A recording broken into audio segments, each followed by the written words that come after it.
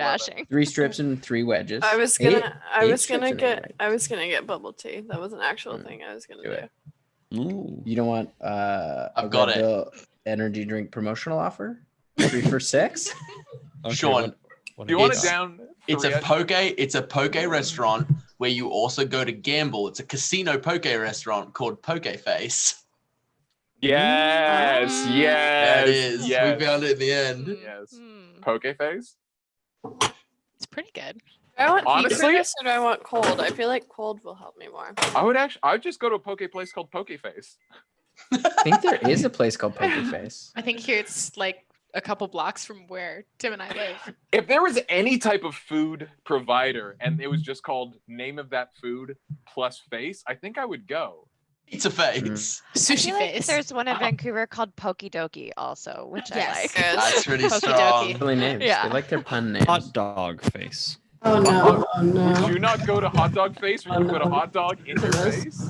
Like, No, I wouldn't. would not. Someone's mic is very hot. I unplugged my mic. That's why I was saying "oh no" Ah. over and over again. Oh, you weren't saying oh no to the idea of a No, restaurant called Hot I Dog did Face? You're say pro I Hot did Dog say, Face. I did say "oh no, nobody talk," but you guys didn't listen to that. It was hard to hear because it was very loud and bassy. Says he who's probably washing dishes at this point. No. I'm cooking meatball. On stream. On stream. what? On stream, Adam? Do I want heat or do I want cold for this? This is the most Hot. chaotic Hot opening and we've cold. ever Hot done. then cold. Okay. Who's Wait, are relative? we fighting a boss or something? Why Yeah. are we so chaotic? Like, No, we're not. It's, We're not. it's last just how time we we left, are this as is just humans. It's been a the long chillest week, pickup dude. ever. The Just- boss that we were been fighting a long is way. just my neck is trying to kill me. I feel like I have a theory about when we really start going out of control. It's either when we're really nervous about a boss fight or we have no direction about what we're doing. Like, 'cause we have That tracks. nowhere pulling us. Like, it really, I mean, we'll see what happens, I'm sure. Got but- that money hole. We also have to like Money hole. basically monitor a humanitarian crisis. Yes, there is Like- that. And that money hole. What's And up the with that money. money hole? Keep be nice and take care of all those people, or the money hole? Guys, we can do both. We don't have to be watching over these people 24 hours a day. We can do a quick 20-minute adventure there and back. Nothing bad will happen. Tim, it'll just be a quick 20-minute adventure there and back. Nothing bad will happen, right? Right? That's how it goes. I have Hey, been. should we say play some D&D? Is it that time? I It feel is like we're in the exactly zone. that I think it's time. that time. Oh, Yeah. hell Let's yeah. go. Okay, bye. Oh yeah, that's the thing we gotta do.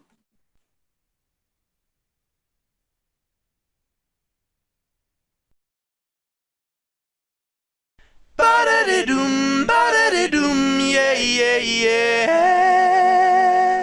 When you're stuck in quarantine and there's nothing on TV, come on down, come and see Blackwater D&D.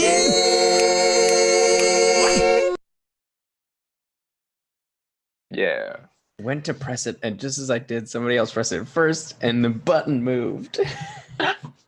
Devastating. It's devastating. It's about to be Wolf. first. My pain. I can't. So, for those of you just joining us tonight, last week Blackwater returned to the Scar, bringing news of their victory over the Dow and Malik the Desert Giant. Letters discussed resettlement with the Minotaur leader Greymane, and his proposal was to resettle them in the now mostly empty city of Bakal, but with a new name to honor a fallen ally, Drezda. The Minotaur agreed, and plans were being made to relocate them to the new city of Drezda. Along with this, Letters also put together a proposal for some of his former Flames and old Gladiator team, the forming of the new Blackwater Trading Company. Callie had an oath sworn to her from Rosie the Minotaur, who pledged to always be there to party with her, and Finnan brought someone else under Alavin's wing, powering a Saracite ring in the process. So, as you all finish your long rest after kind of gathering some of the few survivors that remain in Bakal, we'll pick up in the morning. What would you like to do? as you are now in the city of Drezda.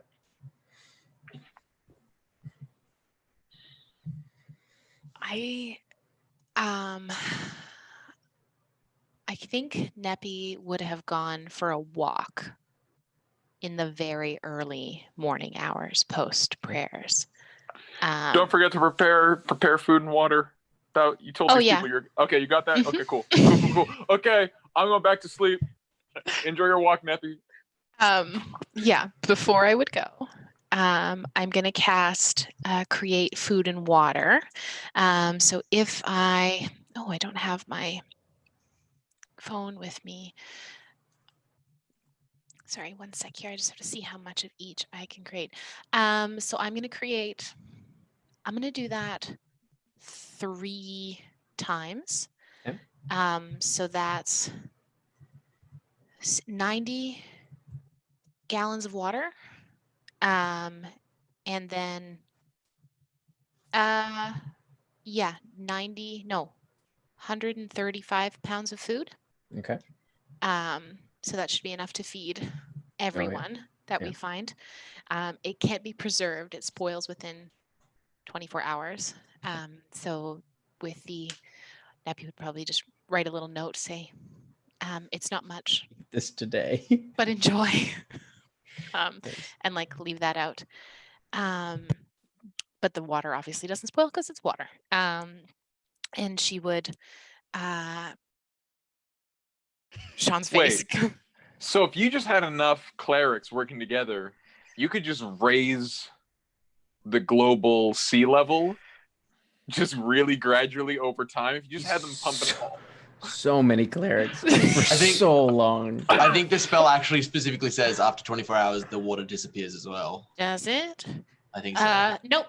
The water is clean and doesn't go bad. Okay, but if you're saying that like magic of the gods, like this is magic of the gods, so it's like exerting the will of the gods. Yes. It seems like a really dumb roundabout way in the will of the gods, like they would just raise the sea levels. They wouldn't get thousands and thousands and thousands of clerics to stand at the edge of the sea. Just be like, huh? That's you why can make your own pond in like yes. months. Matt, that's why you get a bunch of bards to do it, because they get magical secrets and they just want to fucking party, dude. They want to have it. They saw Kevin Costner's Waterworld and they were like, fuck yeah, that's what I want to be about. I love Waterworld. Am I going to ever be able to go on my walk or no? Most important thing though, bards just like being in a field, having a nice time and being like, there should be a lake here. And just making there be a lake. Yeah. That seems like the most party bard thing. A bunch and then of they're yachties. Just like chilling. Yeah, a bunch of yachties. Can I go on my... Does it upcast? Can you cast that at 9th level and is it just create lake? Tim, no, it's okay. I've got my own phone. I'll look it up. It's fine. Yeah. You don't have to. You look into that. I think there's some forum posts. Neppy is going to probably wake Kokanee. Good morning. Good morning. I'm sorry to wake you. No, it's fine. It's nice to see you. Yes. Good morning. I was gonna go for a walk around the city. If you'd like to join me, it's just before sunrise. Sure. You want a tour of my old hometown? I only really spent a couple nights here, and one of them was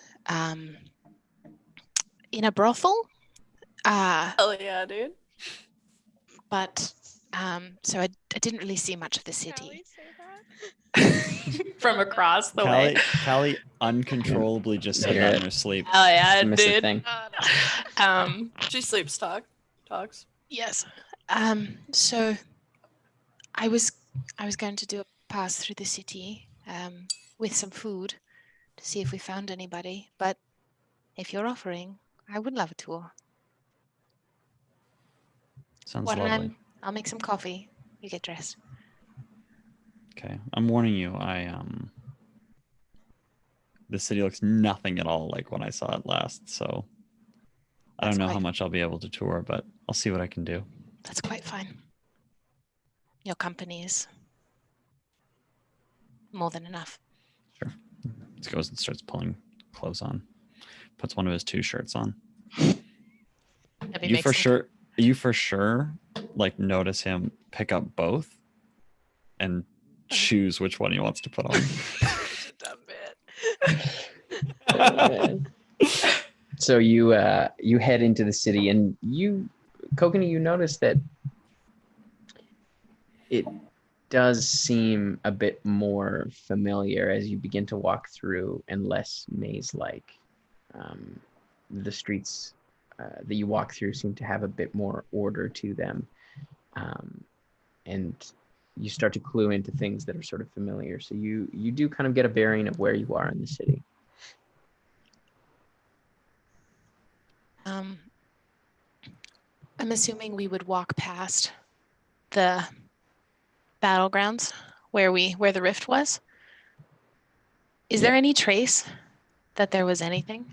There is, you can see where the staff was planted into the ground. You can see around it is sort of just like charred and like blackened stone. And there's like a slab that was sort of the base of the staircase leading into the palace, and it is totally cracked. This like huge sandstone slab is just cracked right down the middle. There doesn't seem to be any remnants of any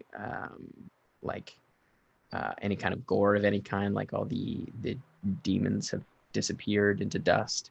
You do see a few streaks of blood here and there. You're not sure if it's your own or Kokanee's father's, as you kind of walk through, but other than that, it's pretty empty. There's a few kind of scattered weapons, kind of makeshift weapons here and there.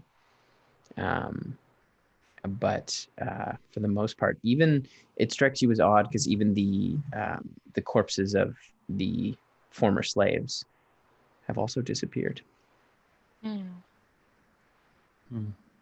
No dead Kokanees lying around? You do not see any. No, there is some dead Kokanees still around. They are somewhat desiccated now. If you go through that area. Retroactively then, when we turned up and like saw some of the survivors, were any of them like freaked out by a live Kokanee? Because they just like passively seen his corpse 40,000 times around the city? No, that it seemed like that was specifically in that area, as sort of laid out for use. Some of them might have come across it. You probably saw some kind of sidelong looks, but they were more focused on food and a non-threatening presence to kind of clock it. I'd walk up to one. You think these were real? I don't know. I imagine that they were people at one point, and either the magic was some sort of polymorphing magic was cast on them prior to death or post-mortem to look like you, to make us uncomfortable and scare you. Were you afraid at all? I mean, of fighting them? Yes. Yeah, absolutely. Of the dead Kokanees, not so much. That didn't bug me so much, but well, I mean, yeah. I've died a lot of times in interactions that started with me seeing them. So, I mean, I wasn't that worried about me dying, but I was worried about all of you, of course. That really worried me. Yes. I admit I was tempted. While Yana and I were separated from you, while we were with Seven, I heard Tish across a courtyard calling for me, calling for Penny. Mm-hmm. And she had Velvari in her arms. I was very tempted to go, but I'm glad I did not. Yana and Seven were quite stabling there. Neppy would walk over to the spot where the rift was, and she'd like turn around and look back at him. When I stepped in, I didn't think I was coming back.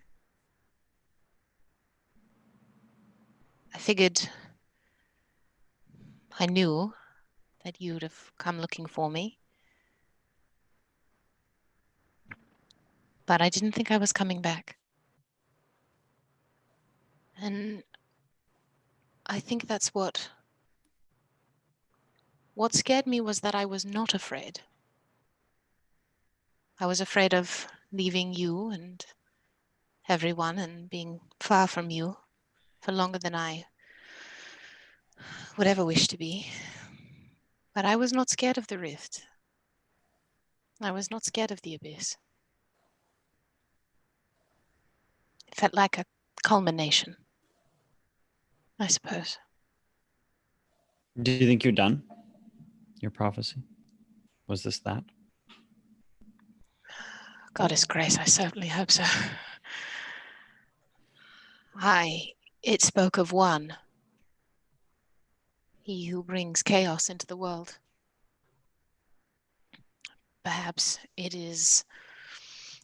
spoke of Velsum particularly, or perhaps it spoke of the idea more broadly to root out those who would seek to bring the chained oblivion back. And as we both carry seals now,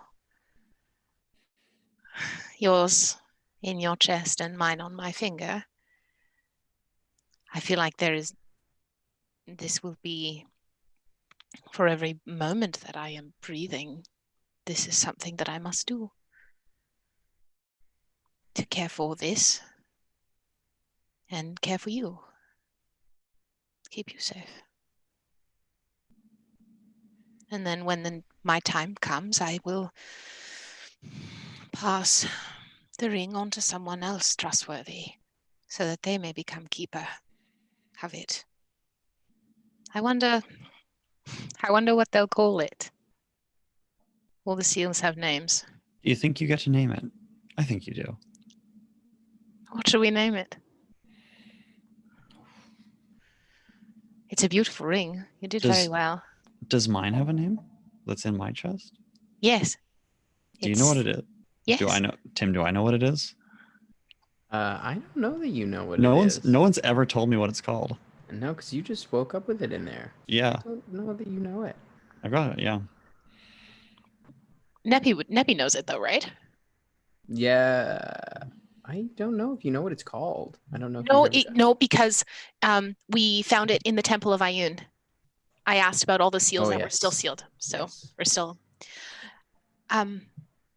It is simply called the key.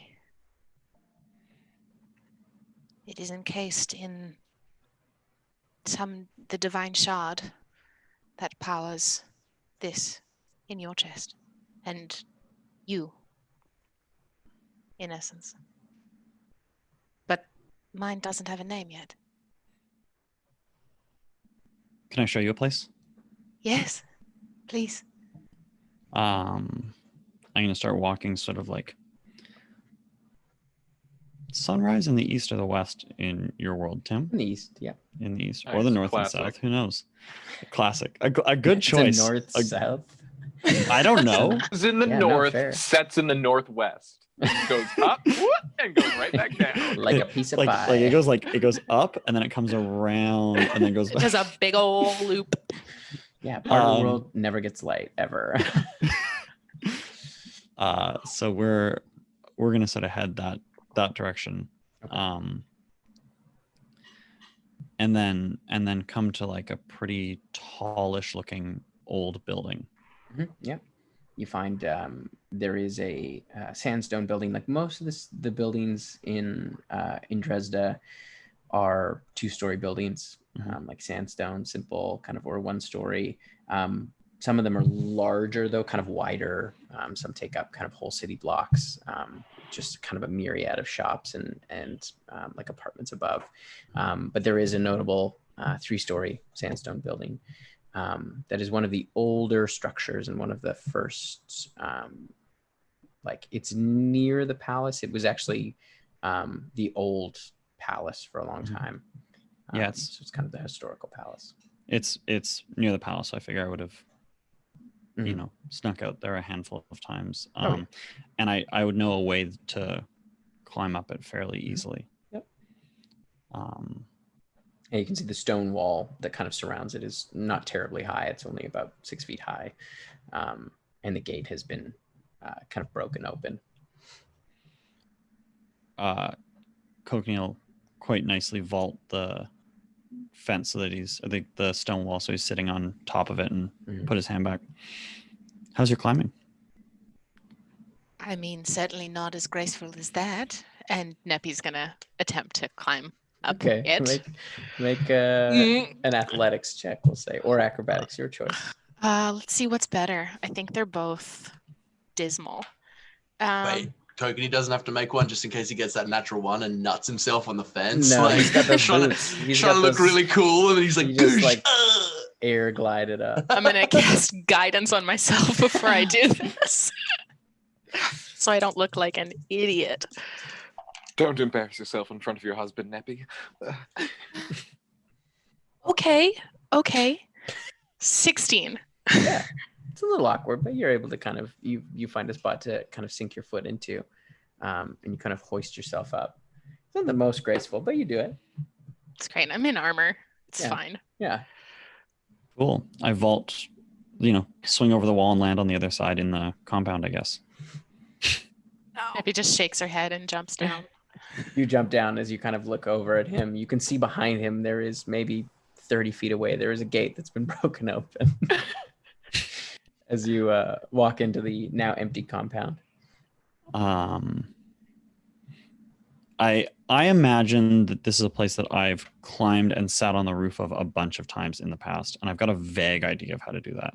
Yeah, you would know that like generally your experience is breaking in through the front door, and then getting to the second floor and then climbing out the window. And there's kind of like the corners have been kind of set with stones that kind of come out and then in a little bit. So you kind of climb up those the stones on the corners. Great. Well, then I reach my hand out. We have to go inside. After you. And I lead in up to the door.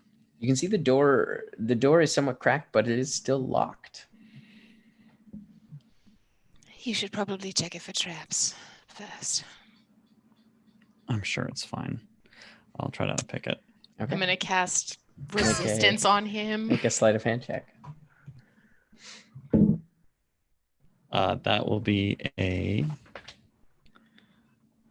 13 plus 4 is 17. Okay, yeah, that'll do it. Pretty old lock. And you kind of go in with a bit of confidence, maybe a little overconfidence, since you have done this quite a few times, but it does take you a little longer than normal as it's been a while. But the door kind of, you hear the heavy kind of click as the door kind of, and you can feel the whole thing kind of shift a bit as the door opens. Slowly push it open. Yeah, kind of creaks open. Fairly large. It's basically just a tower, but it's each floor is probably about 40 by 40.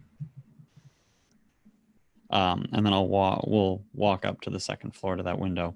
Okay, you make your way up the steps inside, and come to the window on the northern side, and you can see it's just open out that kind of overlooks what is left of the palace below. Kind of in the distance, you can see all the rubble around it. But you can see there's, as you kind of climb out the window, you can see it's a bit of a reach to get to the corner, but so you have to do a bit of a jump. But it's probably about just over 10 feet. I lean out the window and point out the series of moves that have to be done. So you see, you have to kind of get to the edge of the window, and you can kind of take a running start to jump and grab onto the stone. And it does resemble almost like a ladder that goes up to the roof, but it is at a bit of an angle. So it takes a bit of strength to kind of, you mostly just have to use your arms and to get to the top and then climb over. So you see it's a bit of a jump and then a climb. You game? Well, we've come this far. I'm not going to chicken out now. And you are about 20 feet up. This reminds me of our clerics to get hurt. this reminds me of when we were in Caradoc, climbing up towards where we figured Arathis was, and then I took that giant tumble. So, if I fall, it's on you. I cast jump on you. Awesome. Okay. Perfect. All right. So Lead the way. So yeah, I'm gonna. This will be an acrobatics check. Okay. I will give you advantage because you have jump cast on you, so Okay. the distance doesn't seem so daunting.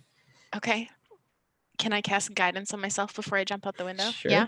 Yeah, I'm gonna do that. Okay. Sorry, what is the check? Acrobatics. Acrobatics? I think we're like, sorry, what's the DC? What is it? Sorry, what? 21. Yeah. You make it Oh, no wait. problem. Yeah, 21. You take kind of a running leap, and you feel the kind of power in your jump surprises you a little bit as you like shoot the distance, no problem, and you manage to kind of grab onto it and hold tight. And now you have to climb up another about 10 feet, just over 10 feet to get to the roof. So I'll have you make an athletics check. How far up is it, Tim? It's about 10, 12 feet up from where she is. Sure, I'll step. No, go ahead. Sorry. I'll step out the window and I can just boop, boop, boop up with my shoes. Yeah. Onto the roof. I probably don't have a free hand to cast guidance on myself. You can try. No, not with that. Not with that. Do I get advantage on this one or just straight? No, this is just, you're just climbing now. You don't really have much help. Okay. All right. Oh, that's a natural 20. Oh, God. So you hand over hand it, no problem. As you you're like, comes with ease. You can feel like all like the days of battle. You feel like you've gained a bit of strength, and you manage to climb up no problem as you hoist yourself up under the roof. Brooklyn is sitting like right on the peak of the roof. Yeah, it does slope up just a little bit. There's kind of a flat part at the top of the slope. I would climb up to where he is, just with an eyebrow raised. And you were worried. Oh, very impressive. Thank you so much. You're a lot faster without your armor. Oh, I'm in full armor. Oh, you're in full armor doing this. Very Yes. impressive. Thank you. Um, So you used to sneak up here when you were young? Mostly at night. Just lay on this flat bit and look up for a little bit before anybody noticed that I was gone. Reminds me of the sky at Felinis. Just goes on for years. It must have been beautiful. Some time for you. Free. It is. I sort of look out, and I imagine that it looks out basically on like a part of the Bay of Bakal and the sun.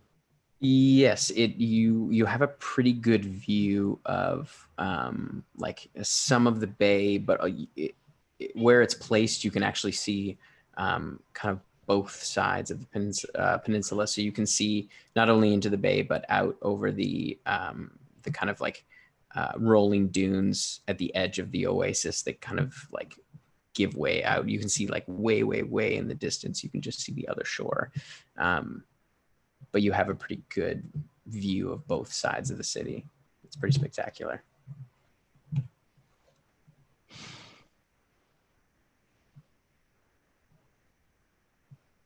When we first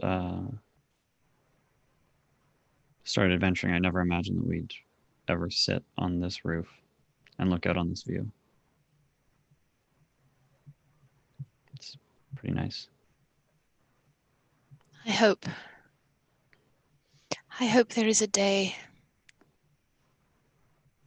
in the future where we can do this and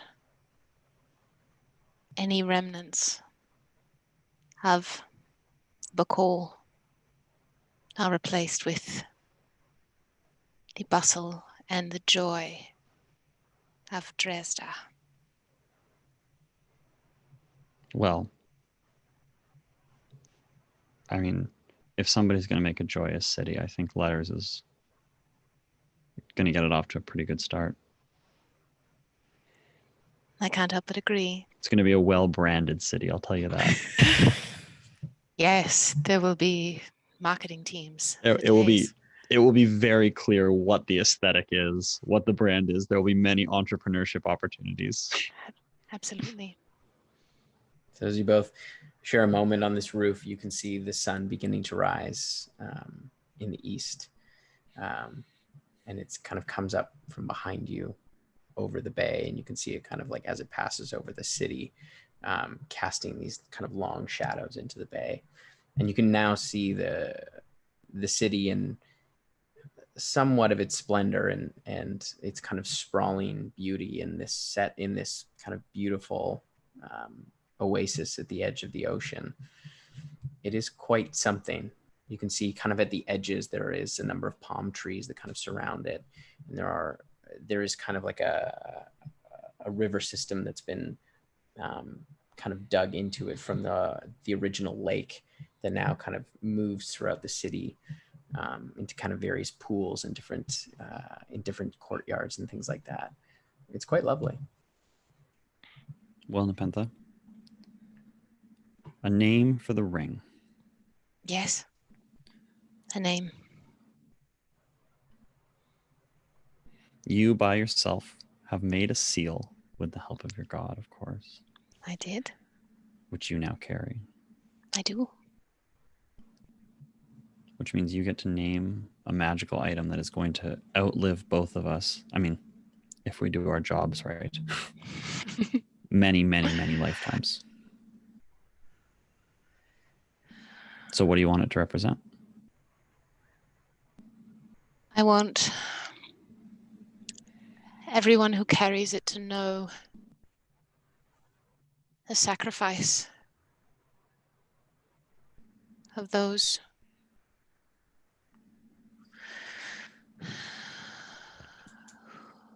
who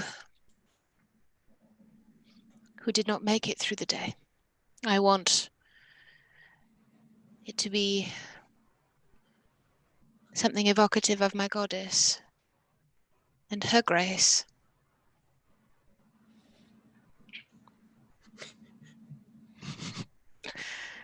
But I have to admit, I don't know what to name it. I just want to say, Matt, this is an improviser's like worst nightmare. Like, name something significant that matters to you, do it, and it'll last forever. In a beautiful moment, sitting with my husband overlooking the city. What about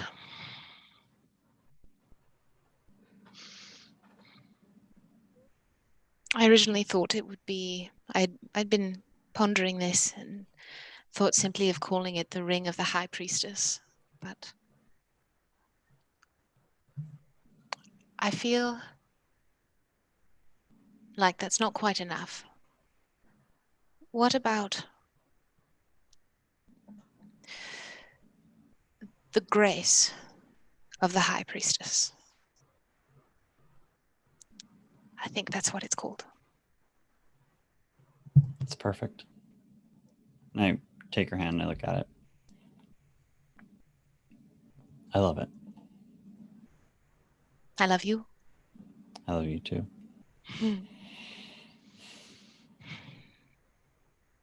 The grace of the High Priestess. Yes.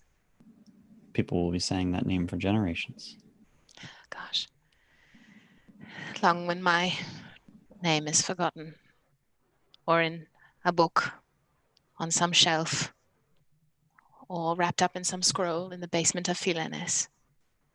This will have to live on. I have a feeling that your name's going to end up in quite a few books in Nepentha the Lightkeeper.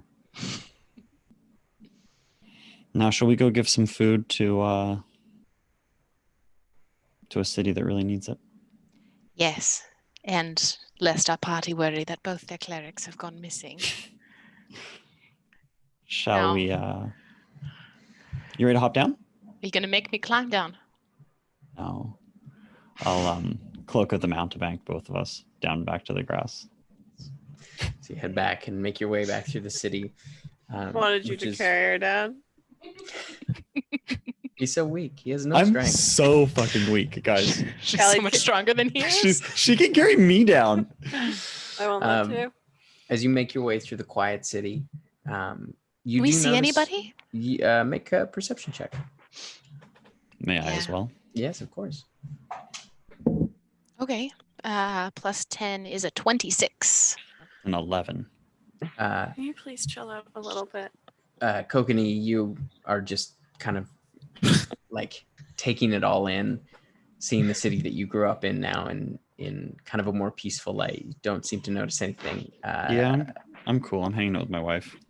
Neppy, you notice as you get closer to the harbor, you notice there's probably about 5 or so people that seem to be following you. Not together, but you've kind of clocked a number of different people that seem to have seen you too and are now kind of like following you towards the harbor. I would lean over to Kokanee, just walking. I believe we have some company. There's about 5 of them. Should we stop? Well, we're very friendly. Shall we say hello? Most friendly. The most friendly. Yes, let's. Hello? Hi. Kind of turn around. Can I help you? You don't immediately see anyone. See the words kind of echo through the alleyway that you're in. If you're hungry, I have food. What's your name? Nepentha Lightkeeper. I'm Kokanee Lightkeeper. Where are you from? Temple Felinis. Here originally. Do you have any tattoos? Yes. Yes, but not the ones you're worried about. How do you know about those? Can you come out? Make a persuasion check. Very persuasive.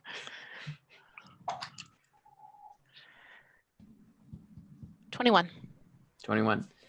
You see a head kind of poke around, probably about 30 feet away from you.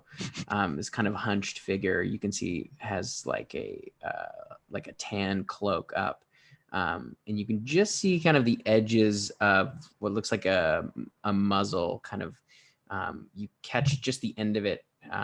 You can see under the hood of what looks like kind of scaled, looks kind of almost whitish orange. As you see this figure kind of like peeks around, and you can see a walking stick just kind of in his hand as well. Neppy would kind of put her arms outwards because she's in short sleeves. So if you're worried about the chain tattoos, none here. What about that one? Show Pull my sleeves up. No tattoos. Okay. I'm also like super unarmed anyways.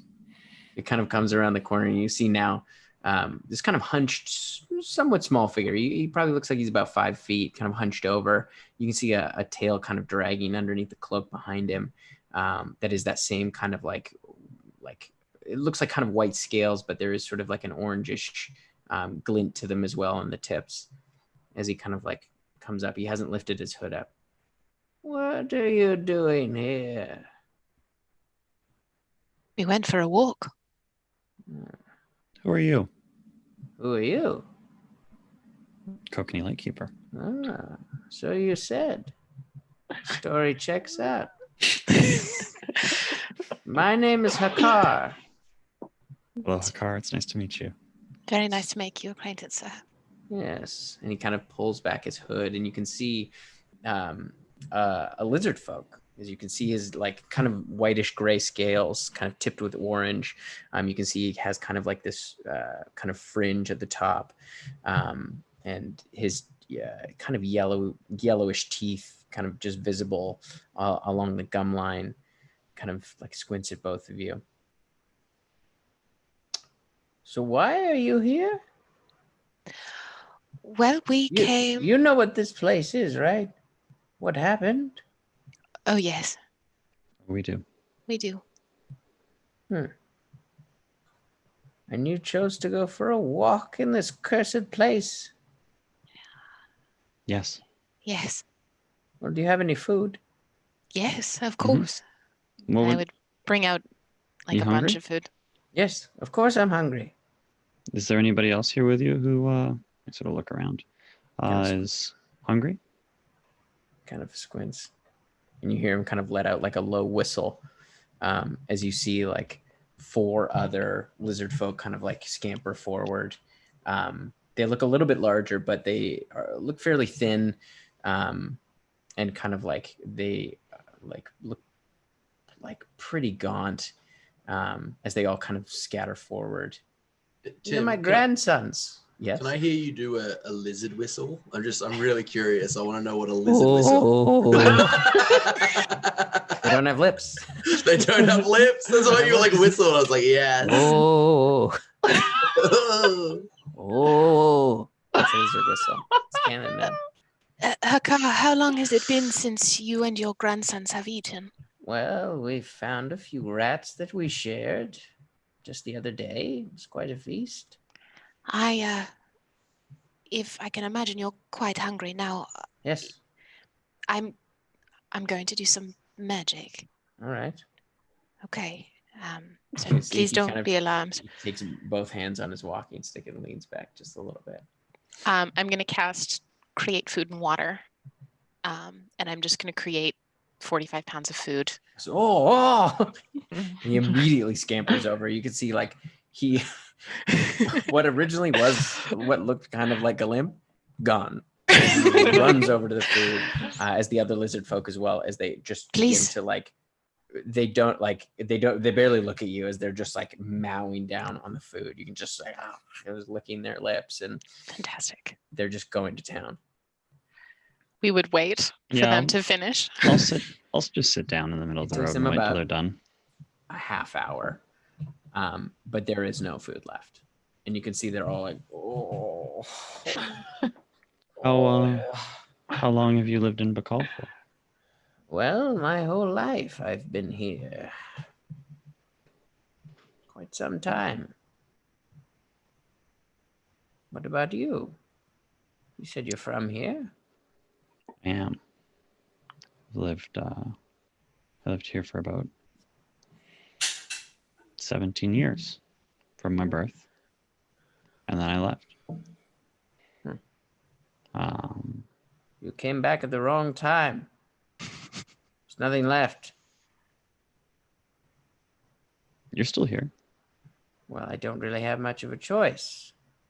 I don't know how to sail a ship, and everything around here is desert. Do you have a ship? Can you get me out of here? Depends on where you want to go, sir. Anywhere. Anywhere but here. This place is cursed. Why is it cursed, sir? Everyone's dead. Not everyone. Yes, I have seen a few others, but there's nothing left. And I would say that is a wonderful time for something to start anew. To build it in the image you wish for it. You're speaking in riddles. No, sir.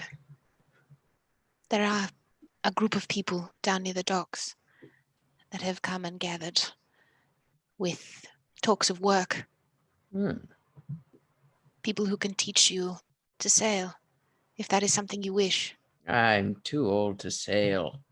Perhaps my grandsons. Perhaps your grandsons. Or perhaps...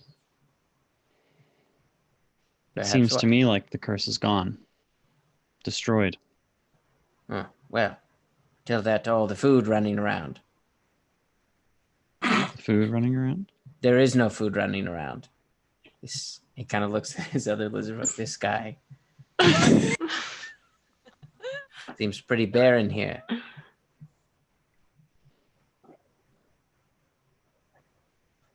But I am curious about these other survivors you speak of. Is there more food down there? There can be. Well, then we shall go. You are welcome. We can lead you down there if you like. We will follow. Okay. He goes, Gah! And he kind of hits one of them. So like, you see the 4 like younger lizard folk are like clearly in distress as their stomachs are somewhat bloated. As they're kind of like, okay. As they all kind of follow behind. He follows about 15 feet back, but follows you into the harbor. You know, if you bring him down here, Kelly's gonna bring him on our boat and bring him wherever we're going, right? You know, that's what you've just done. So I did make it a kid. Just at the harbor, I'm just gonna in medias res. And so this is marking my phone. 500 gold pieces worth of startup funds for you, Blue.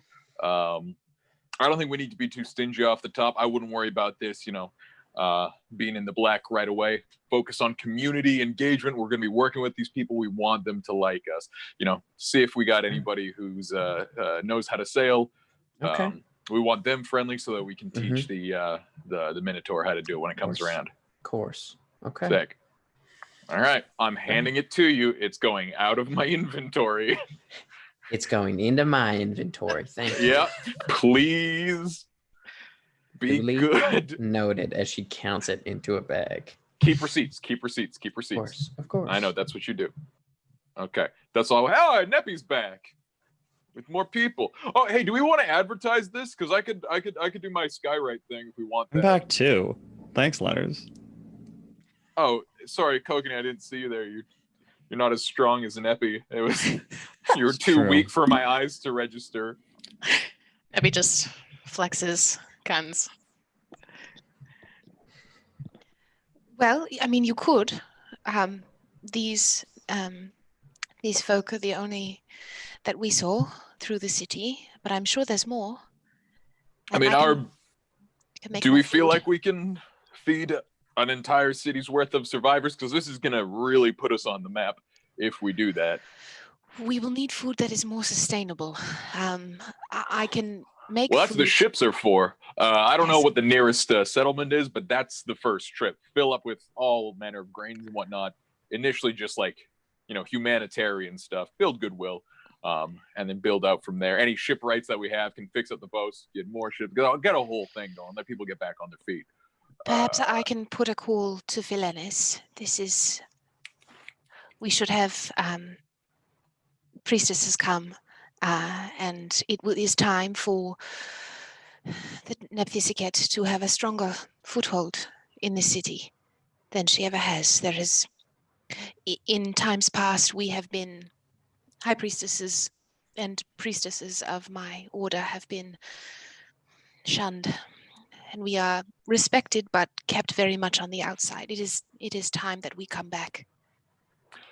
How much weight can that bag of holding carry?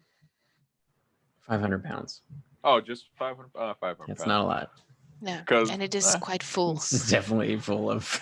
Oh, I'm just saying, like, if we scoot back to Wolfreen, which we can do, we can just load that with rice and then bring that back. I mean, that could last some people sometime. I don't know. Look, we'll come up with better ways than that. 500 pounds. I think something that is important two big too guys.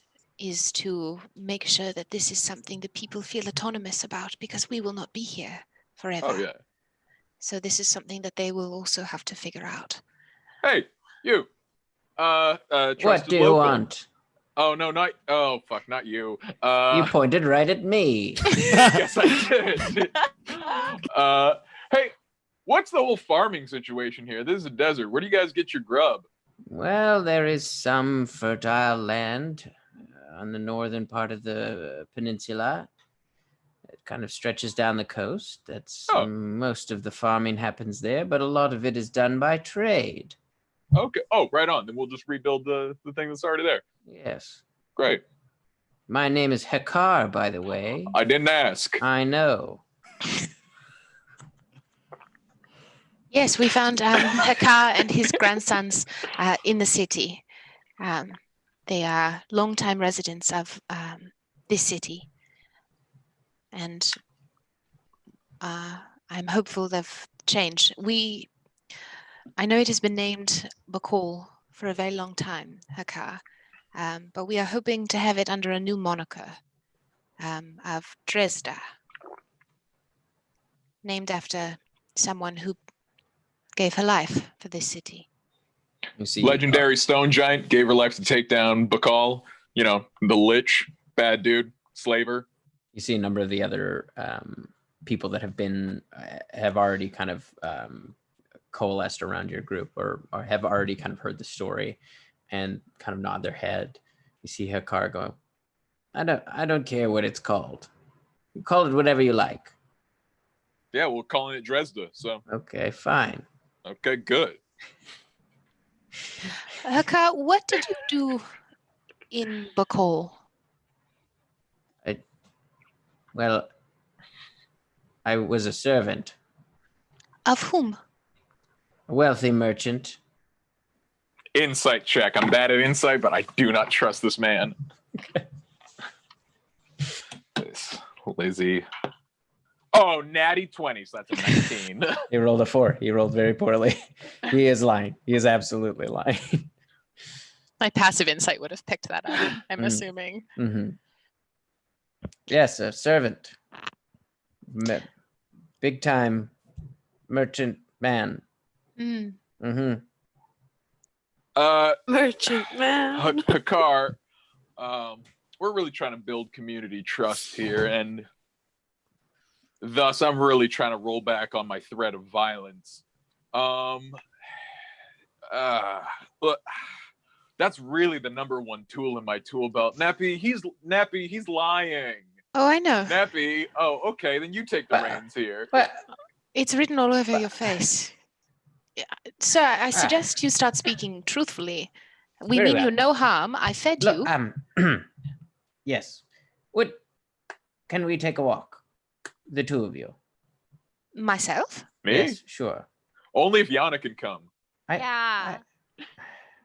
Fine, bring the child. Hey, Kelly, you want to come too? Yeah. No. This is not going to be a whole thing. Hey, Finnan, we're going for a walk. Get over here. We're really codependent. All right. Well, Kokanee, you're obviously this is more invited. of a business discussion, so I would rather it just be pertinent to the business folk. Yeah. Well, we are the controlling owners of Blackwater. Very well. I am in no way, shape, or form the boss or leader of any kind. I'm going to just put that out there. Nobody said that. We're all co-owners. We're all co-owners of the Blackwater Acquisition Company. Very well. I'm really just a muscle and I don't trust you, so.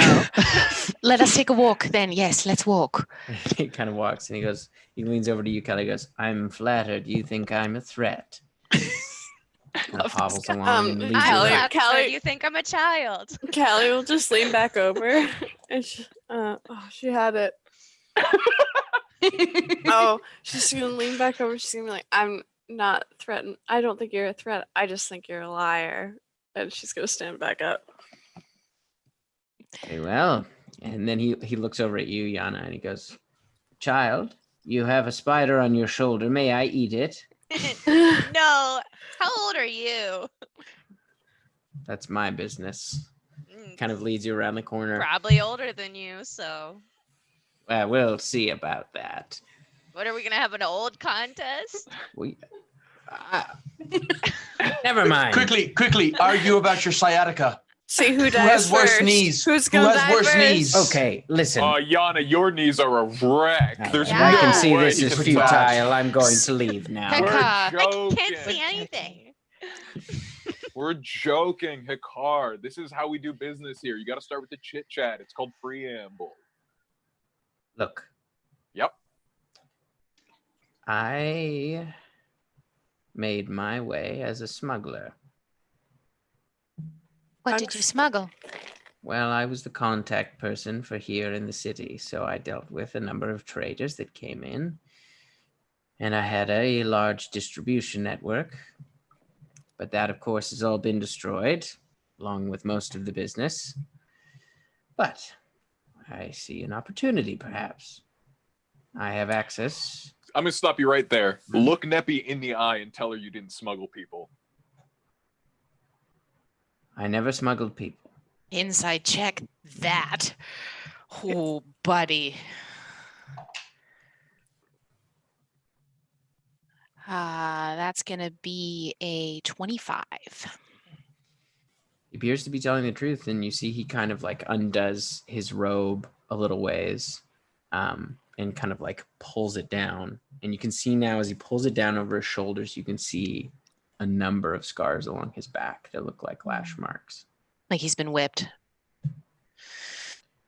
I was a slave myself, but I managed to escape. And my owner was killed, and I was free. I would never smuggle a person or any creature. Have you ever smuggled anyone out? No, there wasn't a lot of that, unfortunately. I mostly dealt in illicit goods. Rad, keep going. Where from? All over. Primarily through Chlor, though. What are you proposing? Yeah, what's your deal? What do you want? Well, I have several dozens of contacts who regularly come into port to trade. They will be confused when they arrive, and as news spreads, likely they will stop coming. But if I can work with your company to get word to them that trade is alive and well, all I ask is that you allow me to continue to bring in some substances that may or may not be frowned upon by, well, there is no government, so it doesn't matter anymore. So just allow me to have access to some part of the cargo. Is it drugs?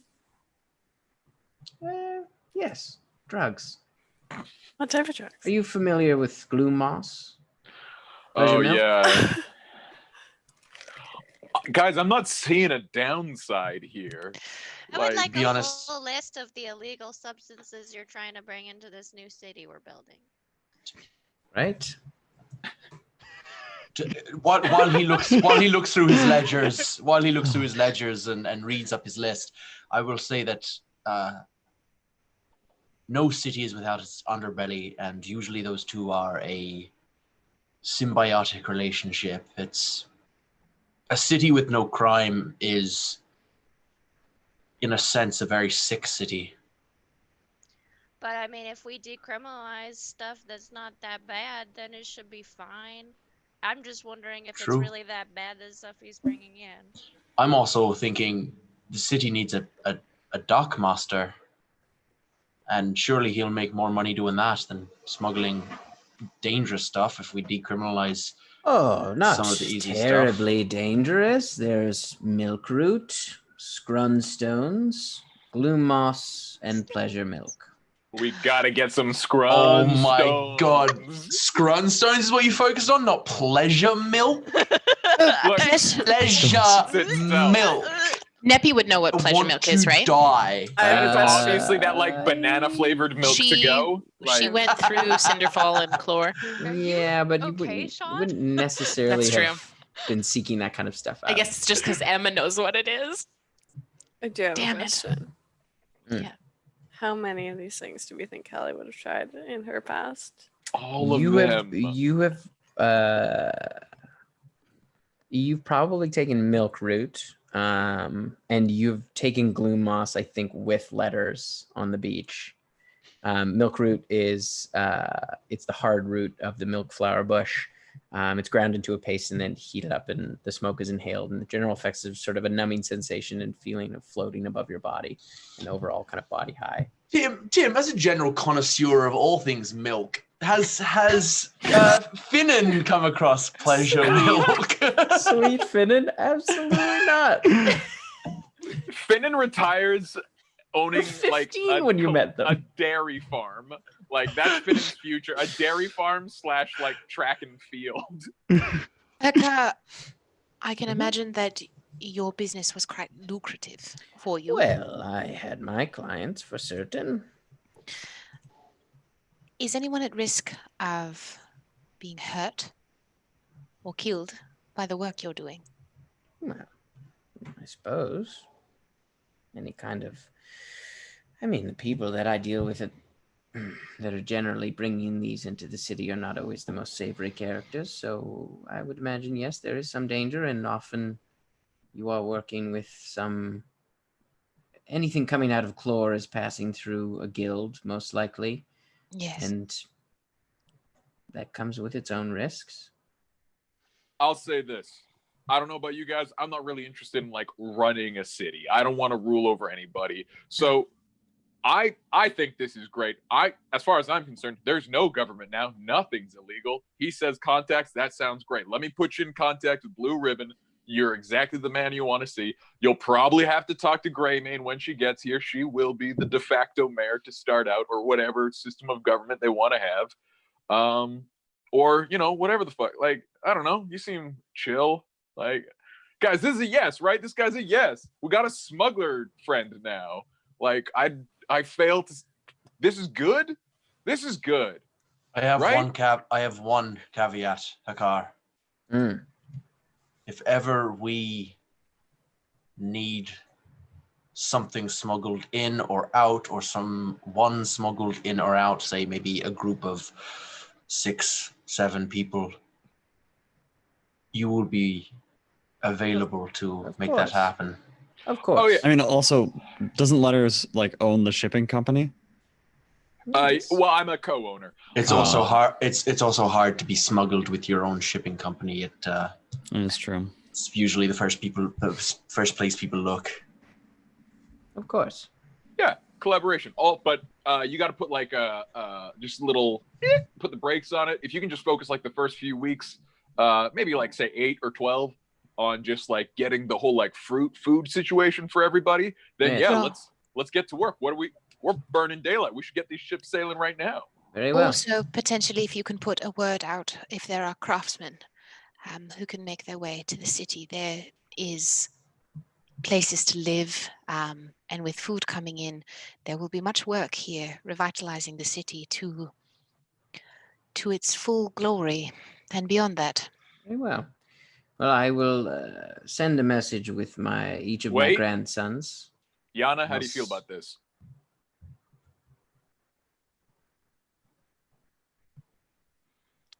You can't lie to us again. I'm sorry, I just met you, so it's sort of in my nature not to trust people that I just meet. I apologize, but... I mean, he is a smuggler. It makes sense. I get it, but... Don't lie to us moving forward? Yes, we have a business relationship now. It's not in my best interest to lie to you. Insight. Okay.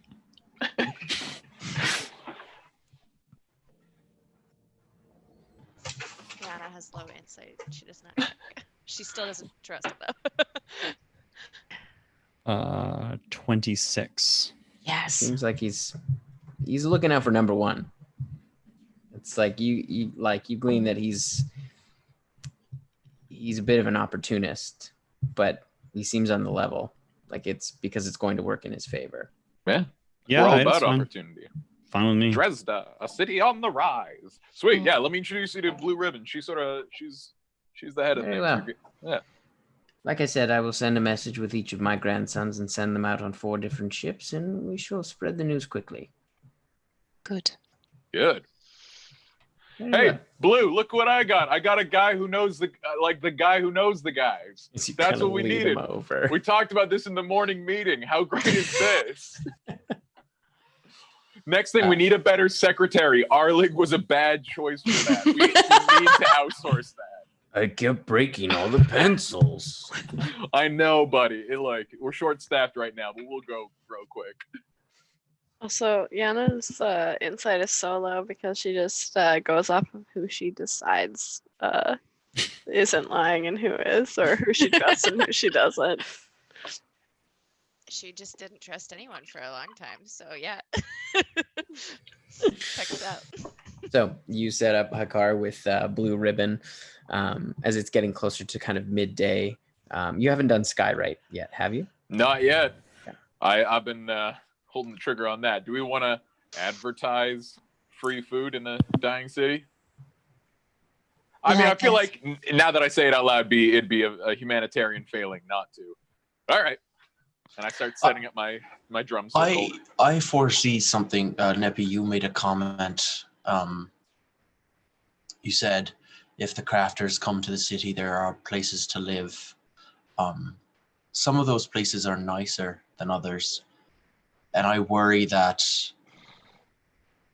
the darker side of human nature, or people nature, will take hold when given the opportunity to choose between a mansion and a house. I feel like we need to, I don't know if it should be on us, but there needs to be some level of order established. I wouldn't feel comfortable leaving here with the city, this new blossoming thing, left in the hands of anarchy. There needs to be some level of... I guess it would depend on who does that. It seems logical to me that when the Minotaur arrive, that there is a lot of them, and Greymane is a fantastic leader. It is also the point of whether these people will follow her. These people who will be coming in, and I think you're right, Finin. I just don't know if it is on us. I think something I have learned, I suppose observing, is that people will figure it out, as they always do. There will be hierarchies that will be in place. A city without hierarchy, I don't think exists. I don't know if it is on us, though, to magistrate that. I just worry about the small folk who don't have the power to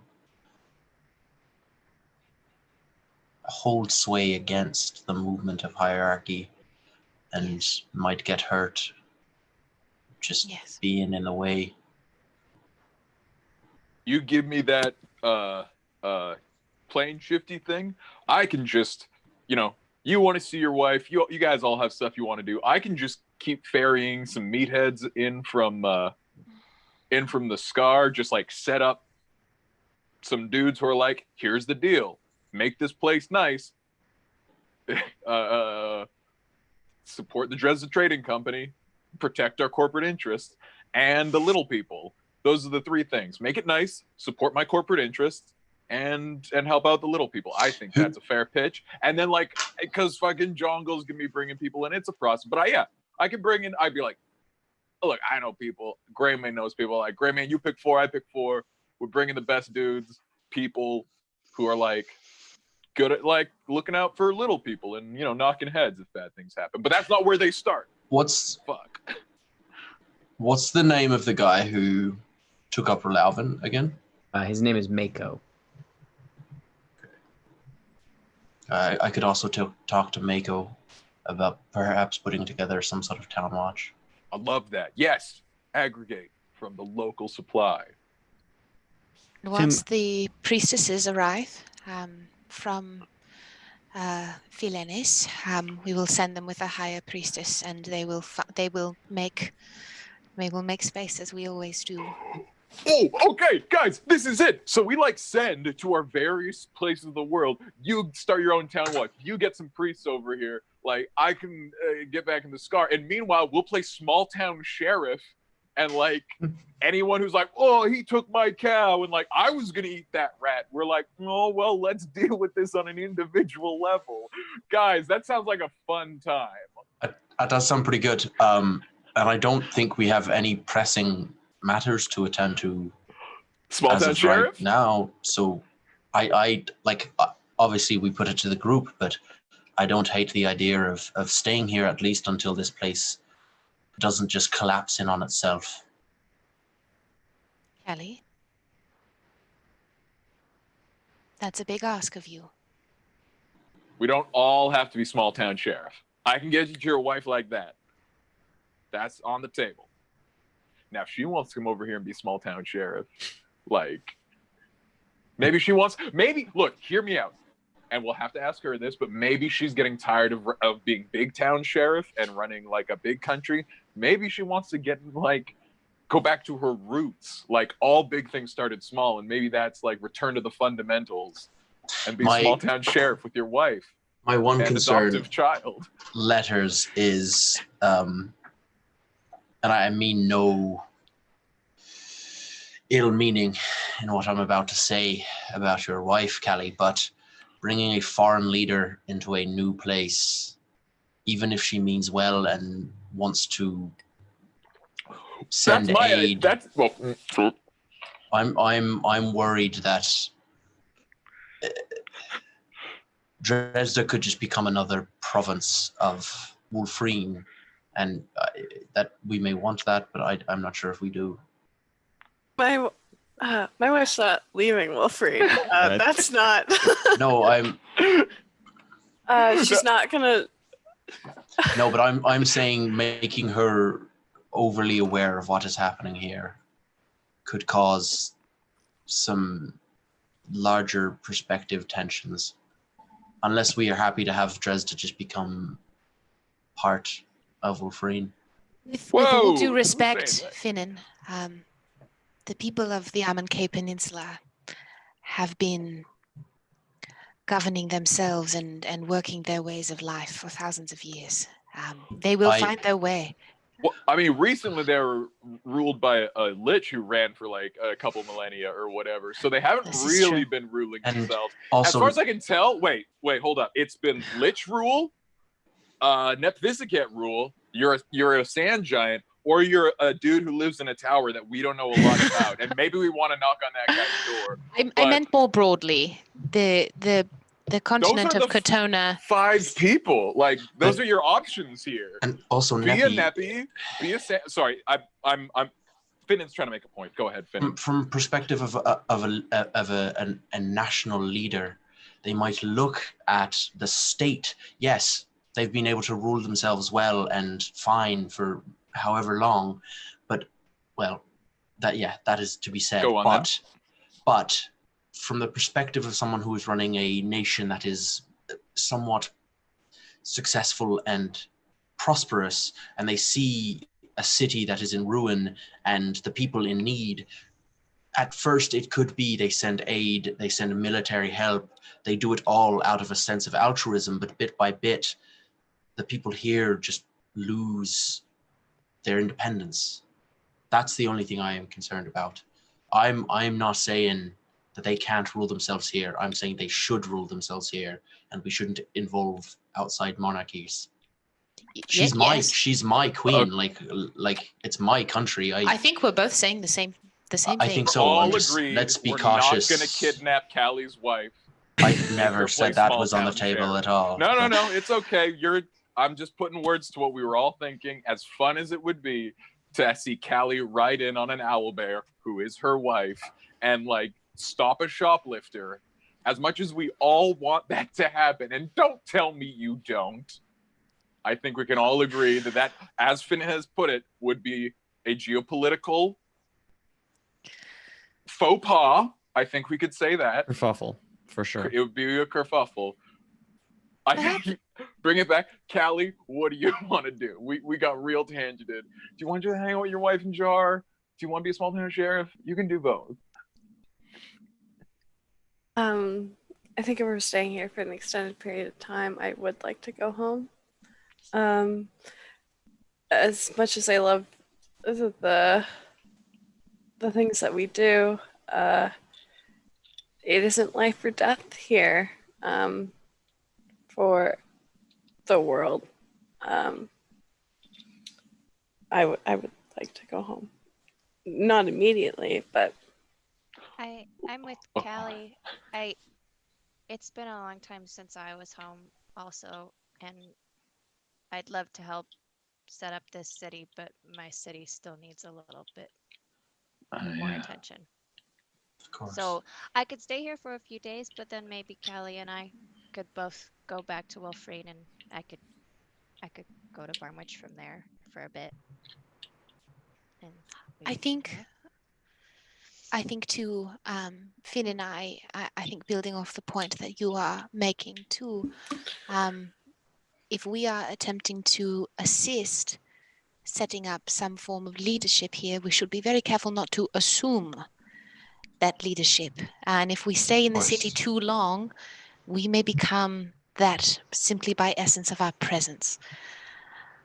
So we are very powerful, and we are, as a group, quite a lot for a lot of people.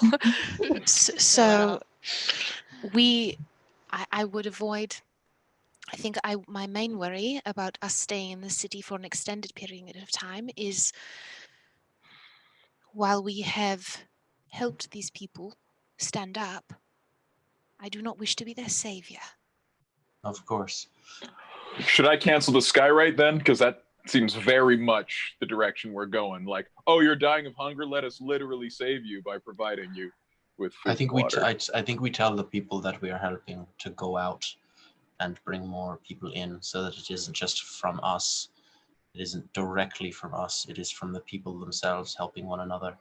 Now, Blue Ribbon, Mudpie, and Arlig, Shaylin, Victor. Yes. Vincent, Victor, yes. Victor.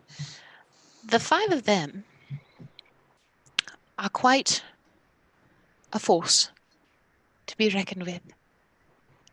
I wonder if, as the now shareholders of the Drezda Trading Company, or is it the Blackwater Trading Company? No, it's Drezda. It's Drezda Trading Company. Good. The Drezda Trading Company. Subsidiary of Blackwater. Yep. Subsidiary of Blackwater, of course. If they are the hub of trade, and they are overseeing the docks and the ships at this point, it would fall to me that these folks could be quite a good decision-making council while we wait for others to arrive, especially like Greymane and other folks. Leave it in their hands, potentially. Let me get her. I can just get her. Give me the thing. Look, here's what I'm going to do. Give me the thing. I'm going to finish the skyrite. I'm going to teleport Callie if she wants to go today. If not, otherwise, I'll go. Callie, if you can wait another day. Then I come back the next day with 8 boys, maybe Greymane if she wants to go, but at least more dudes can secure the thing. Like, so protect the corporate interest. Protect the little man. Make things chill. Easy. Right? I can come with you and make it. Letters, I can come with you and make it faster if you like. Hell yeah! Y'all want to come to the Scar, or do you want to play Small Town Sheriff? Because I really get the appeal to that. Well, I'm gonna go find Mako and have a chat with him. Yeah. So. Well, we can't all go. Letters. Blackwater presents. It says in the sky. Oh God. Food and water for those who are hungry and thirsty. 3 question marks. I assume like Come a big to arrow. The docks. Yeah. Okay. So you throw up the skyrite. How long does it last? An hour. An hour, okay. So yeah, over the course of the hour, probably close to 100, 150 maybe, kind of trickle out of the city. People kind of in various states. Most of them looking pretty hungry. Some of them looking somewhat injured, but kind of old injuries and things like that. But they all kind of like coalesce at the harbor as they like all kind of slowly, they kind of trickle in, but a fairly steady stream as they over the next kind of like 3 hours. Yeah. As they trickle in, I like when the skyrite goes in and I see the first sort of like few people come in, I go to Mako and I say, Mako, keep an eye out on the people who are coming in. Look for anyone who helps others, gives them food first, prioritizes others' needs over their own, and approach them, talk to them, because we want to make sure that everyone is safe and happy in this new place. Yeah. So, and I want you to head that up. I want you to be Okay. I feel like you could make a leader here. So if you could put that together, that would be great. I will. I'll keep an eye out. Do you know how to like fuck a dude up if he like crosses you? Open up a can of whoop ass and whatnot. I'll be honest. I'm a cobbler by trade. Hell yeah, get those shoes. As a noble trade. Shoes for everybody. I don't Shoes have for everybody. much in the way of combat skills. Tell you what, I've got a couple hours after we find some people who might be suited to help around the place. Well, we can train together. Maybe everyone that you choose will. That'd be great. I'll train them all. Cool. Yeah. Okay. Sounds good. Okay. Thank you, Finnan. Of course. Heads off. Kind of keeping an eye as people are coming through. He's kind of helping them over to the food and showing them 270 pounds of food. 270 pounds. 70. Yeah, 70. Yeah. As like is that all your spell slots? No, I've saved one for Revivify and one in case Letters wants me to plane shift with him. Arlig and Rosie have kind of set up makeshift tables and laid out some planks so it's not on the ground and kind of set everything out as people are kind of filtering in and taking some. And there, like you can see Shale and Blue Ribbon are kind of forming like kind of a line to direct people along with some of the other people that have been here for a little bit now, as well as Mako kind of directing people, sort of funneling them through to take what they need and then move on so that other people can get food and water as well. Nice. It's a real wedding buffet situation.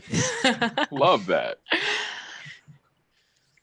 So our plan going forward, what do we do now? Give me the Groombar thing. I've never worn it. Is that the one that makes you crazy? Can I get? It takes a while. Yeah, here you go.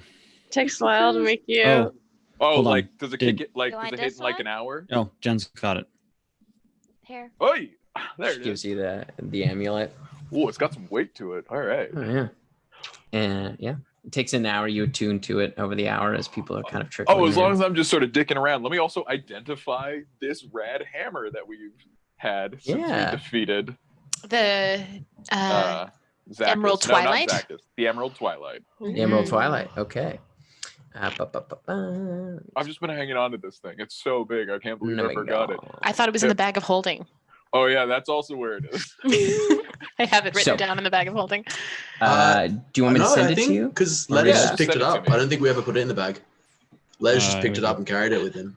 I've just been holding it for 2 days. 6-1. All right, Sean, I'm going to email it to you. That's probably the easiest. Okay. I love that. And you also have Malik's spear, too. Yes. That one's in the bag. Do you want me to look at that as well? I don't see why not. I mean, as long as I'm identifying, might as well identify the spear. Well, spear. Hey, do you know anything about that spear? Oh, I do. That's weird. I know that it was in my shoulder for a time. Oh, that's crazy. I also knew that. Identify. Great spell. Wizarding 101, you learn identify. There it is. Sent. It's coming down the pipe. I pull out all of the armful of swords that I grabbed. Oh, God damn it. Oh, wow. You know what time it is in the Scar? It's about second meal. We should really get going, Neppy. Didn't I tell Kokanee that they weren't magic when I looked at them because I had my magic eyes on? I don't know. You did. Yeah. Mm-hmm. Yeah. None of them are magical. Cool. Never mind. We'll just leave them in there then. I mean, actually, you know what? This is really quite useful. Are they giant sized? Some of them are definitely giant sized, but like all of them would be two-handed weapons for a normal sized person. I'm like, Kokanee, can I have those? Yeah, man. I'm gonna take them and start handing them out to the people Mako has chosen. Yeah, the scimitars, like there are a couple of like giant sized scimitars that are like even a two-handed would be pretty unwieldy. We also have. You see like Arlig's though, like his eyes kind of light up when he sees them. He's like, "Oh, can I have those?" Yeah, take your pick. Take 2, take 3 if you want. We also have 10 spears, 10 short swords. I then- believe, didn't we give those to the people in the temple in Caradoc? No, this is after that. We have other ones. We didn't give all of them, I don't think. Okay. We I have keep them stocked. I have it just written here. I think I would have taken them off after the people of Caradoc. But yeah, I have. You can distribute them. I will take those off of the inventory. I'll take all of those and hand them out to people as well. Hey, Finnan, spears are your thing, right? Yeah, I'm decent with Check spear. this out. I'm gonna throw it to you. It's called Desert Wrath. Ooh. Just the idea of throwing a spear at somebody. I not point end first. I throw it. A little bit of blood trickles down. It's a massive spear. Oh yeah. It requires attunement by a large. You have to be large or above. Oh really? Yeah. Letters. Is that, I want to. Can you try something for me? You have spells, yes? Yeah. Can you make me large? Hell yeah. Blip. I cast enlarge on him. I'm going to try to attune to the spear. Yeah. A minute? It does last for a minute. You can attune to it out of enlarge, but you wouldn't be able to actually no, you have to be large. If it says if you have to attune to it, you have to be large. Our dragon could have a spear. The point is, it does an extra 1d6 when you hit it, and if you throw it at somebody, it reappears in your hand. It's badass. We could got just a shoulder sling attached to it. We could take the spear and we could tie it to the dragon's foot. Yes, we could. Or Arlig. Throwback. Because Arlig is what's Arlig again? Him just standing there like he's a Goliath. Yeah. Well, is he a Goliath or like a giant? He's a Goliath. He's medium, but he does count as large. He does have big build, so for carrying and pulling. Yeah. Arlig, are you any good with a spear? I am willing to learn. Listen, Arlig, I'm going to be leading a bit of a seminar about spear use. Just for a couple of people, you're more than welcome. I would to join. love to attend. Here, you guys, I'm like, if no one else is like, I can't use it. It's too big. Does anyone object to me giving it to Arlig? So here he kind of like looks over at you. Letters like, come on, man. Nope, no objections. I will throw it to Arlig. You see, and it is like the full length of his body, and like just barely doesn't scrape against the ground. Like he has to kind of like he puts the sling in such a way that like it's like he ties it off a little bit higher, so it sticks out probably like 3 feet above his head, like the spear. That's awesome. Yeah. Arlig, do you have like a last name or like an epitaph or anything like that? No. Arlig. Oh, Arlig. I do have one. Sorry, I forget. It's no one ever uses it, so but it's Arlig of the Tears. Oh, Arlig of the Tears. I just looking at you now, I think Arlig Giant Spear, but Giant Spear. No, that was his nickname in Rock College. Hey. Everyone in the Scar goes to Rock College. So, Letters, you would like to go to the Scar to bring some unless folks there's some back? small town sheriffing that he's doing right now. Anybody got small time grievances they need settled? Quickly, before we go. I don't like my brother. And you see like a little kid, and you can see like a woman and a man both kind of reach down.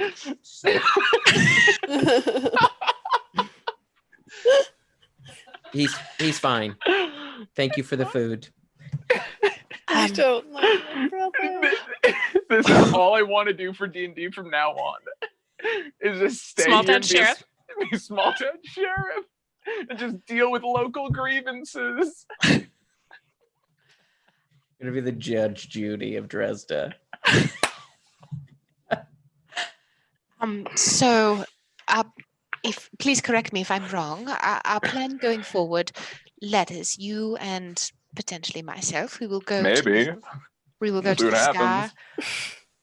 We will pick up and bring back some folks. If they wish to come back.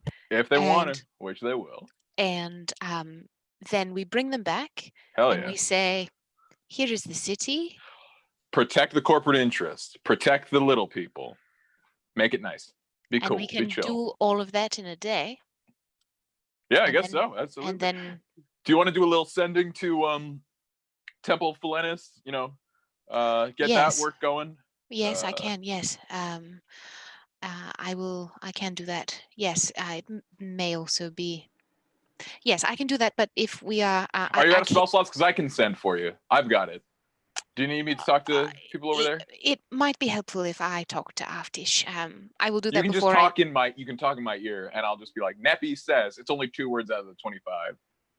Be like, hey, Neppy says, could you send over some priestesses? Because formerly known as Bakal, new sending, is going to be off the hook. It's called Drezda. It's rad. We could use some food and water. It may be a bit more of a longer conversation rather than I don't want to burn all your magic. So leave it with me, Letters. Oh, I got it. Check this out. I teleport us. Boom. Temple Felinis. You talk to the boys. I get some of that juicy fruit that you guys sell.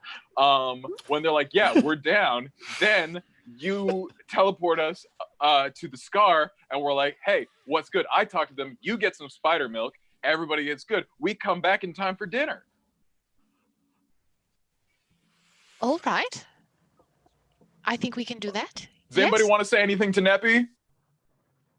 No? Okay. Bye. Stay safe.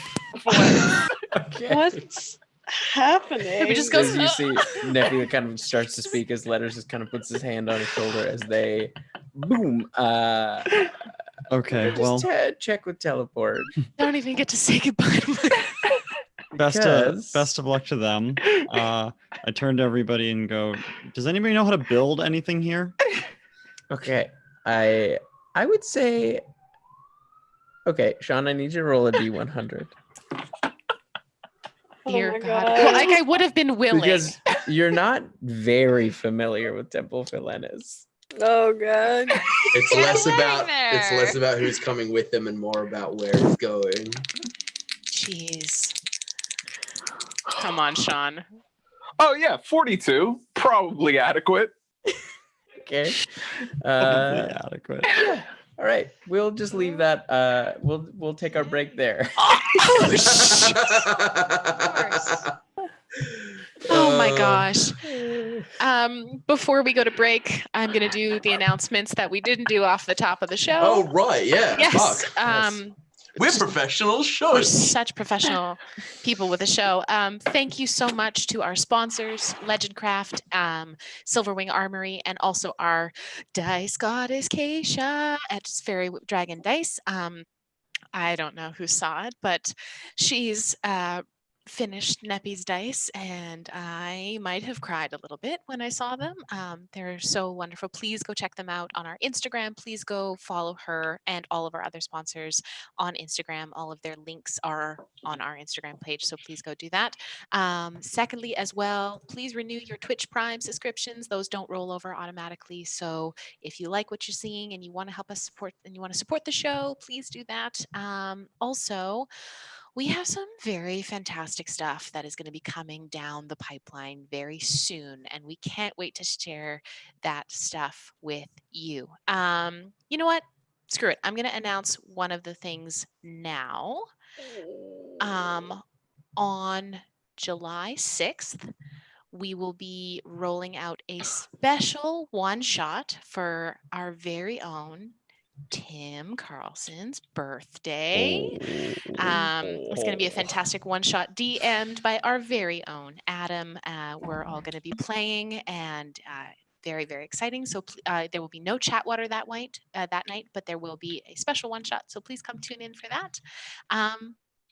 Yeah, and then I think The one shot. Go ahead. It's gonna be very short, but it's gonna last a while.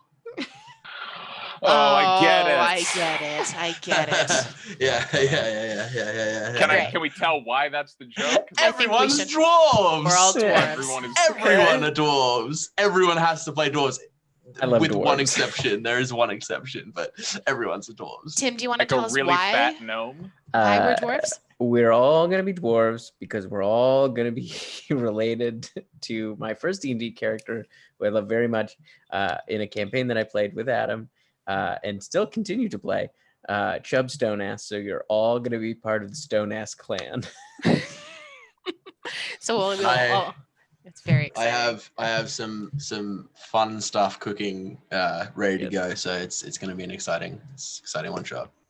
So yeah, so we will be having that on July 6th. So please put that in your calendars. I don't know. And make sure you tune in for that. Your phones. Yeah, your phones. It'll probably go on your phones. Yeah. Your brain. And other than that, we are going to go to break. So we'll see you after the break. I have one more thing. I don't know what's going on in the chat. But whatever is going on in the chat created something like this. Shout out to Brex, who's made a lizard. Is that pleasure milk? Spider milk with Tim's face on it. No, that's pleasure milk. I saw this in the comments. Someone said they wanted to have like an emote for pleasure milk, and the suggestion was Tim's flirty face on a jar of milk. So that's a frog holding. It's a lizard holding. It's a lizard. I posted it on Instagram. It's a car. It's a car holding pleasure milk. And the funny thing is, none of you know what pleasure milk is. Like I'm the only one who knows. We all know what pleasure milk is. We all know what it is. Okay, we're going to break. I don't know. Love you guys. Don't know. Do you want to tell me? If you want to tell me. Oh, come on. Don't tell her.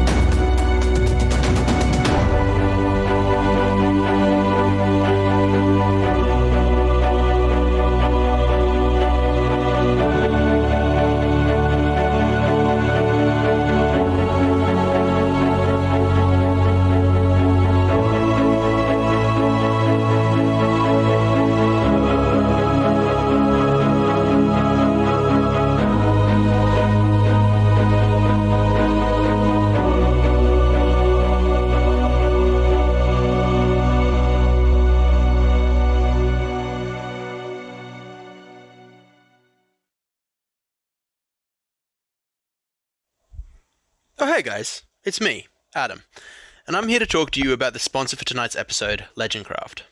Legendcraft is a Canadian woodworking company that makes D&D and tabletop gaming tables and accessories. They are a couple of passionate crafters that create items that will instantly become a highlight of any tabletop or RPG player's game night. An absolute favourite of mine is the Mountain King board gaming table. This table is bonkers cool, looking like it is straight out of a Dwarven King's Hall. It's really unlike anything I've ever seen. We feel really good about endorsing this Canadian business that brings so much passion into something we care so deeply about. So head over to their Instagram at legendcraft.ca to have a look at what they're making and let them know that Blackwater sent you. And if any of you fall in love with any of their amazing products, you can go to their website and use the promo code Blackwater for 5% off. It supports a Canadian business and also helps support our stream in this crazy D&D game we love. Thanks, and enjoy the rest of the show.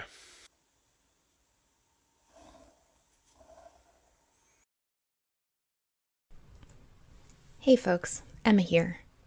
So, do you experience lore panic? You know, that deep, dark, sinking feeling that your DM or campaign notes are missing and disorganized? That you've forgotten an important plot point and it's going to send your life into a swirling void of angst and regret? Well, if you're like me, then you'll be happy to know that Blackwater is here to help. Yes, you, little lore keeper. We're really proud to announce our partnership with Silverwing Armory. Silverwing Armory is a Canadian company that specializes in gaming goodies, RPG resources, and nerdy necessities to help plan your campaign. My personal favorite are their campaign notebooks. Each of these beautifully designed books is handmade and crafted, showcasing original designs by the creator herself. There's enough that they'll match perfectly with wherever and whenever your game is set. They're also fully customizable, with different types of paper, dotted, lined, or graph, whatever works best for you. Finally, they're system agnostic, so no matter what game you run, from D&D to Call of Cthulhu, your lore is kept safe and organized however you like it. Head on over to their Instagram and website at Silverwing Armory and use our promo code Blackwater for 10% off at checkout. It supports this amazing Canadian business and helps support our stream and the story we keep telling week after week. So you get less of this and more of this. Silverwing Armory, for the lore keeper and all of us. Enjoy the rest of the show.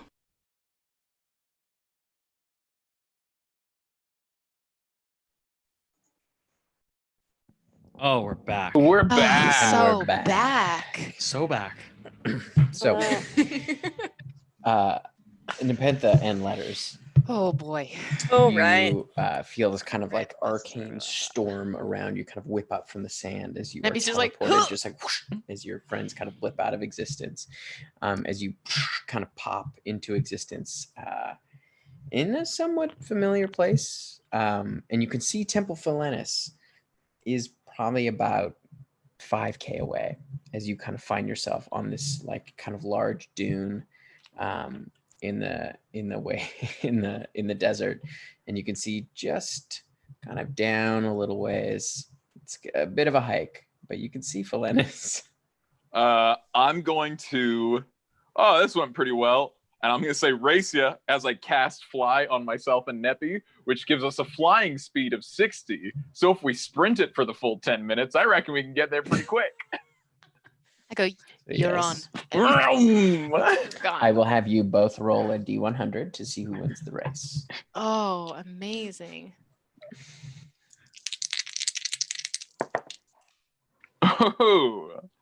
Does the number 15. represent how long it takes them, or does the number represent like how like their fast level? I guess we'll see. 91. Whoa. Ciao. Or 91 minutes. What was yours, Letters? 15. 15. She smokes you, dude. You would think so, but I control the concentration. So as I see she's winning, I get myself low to the ground and like am in a run, drop concentration. So she drops. I imagine she's not that high up. No. It's sand. It's a safe. As you biff it into the sand, probably about 300 feet outside of Temple Felinis. As Letters just sprints past you. No, I feel like I would be doing a disservice to myself. Nappy's had fly cast on her before, so she knows how it works. So why would she be close to the ground? Okay, if that's the case, then that won't happen. No. I'm not saying she's going to be like 300 feet up in the air. I'd say she'd probably be like 20 feet, 30 feet, 20, 30 feet off the ground. Okay. Is it 20 or is it 30? Because that's the difference. I don't know. I'm gonna roll. Say 30. Let's say 30. Can Letters gauge the difference? If I'm smoking in that bad.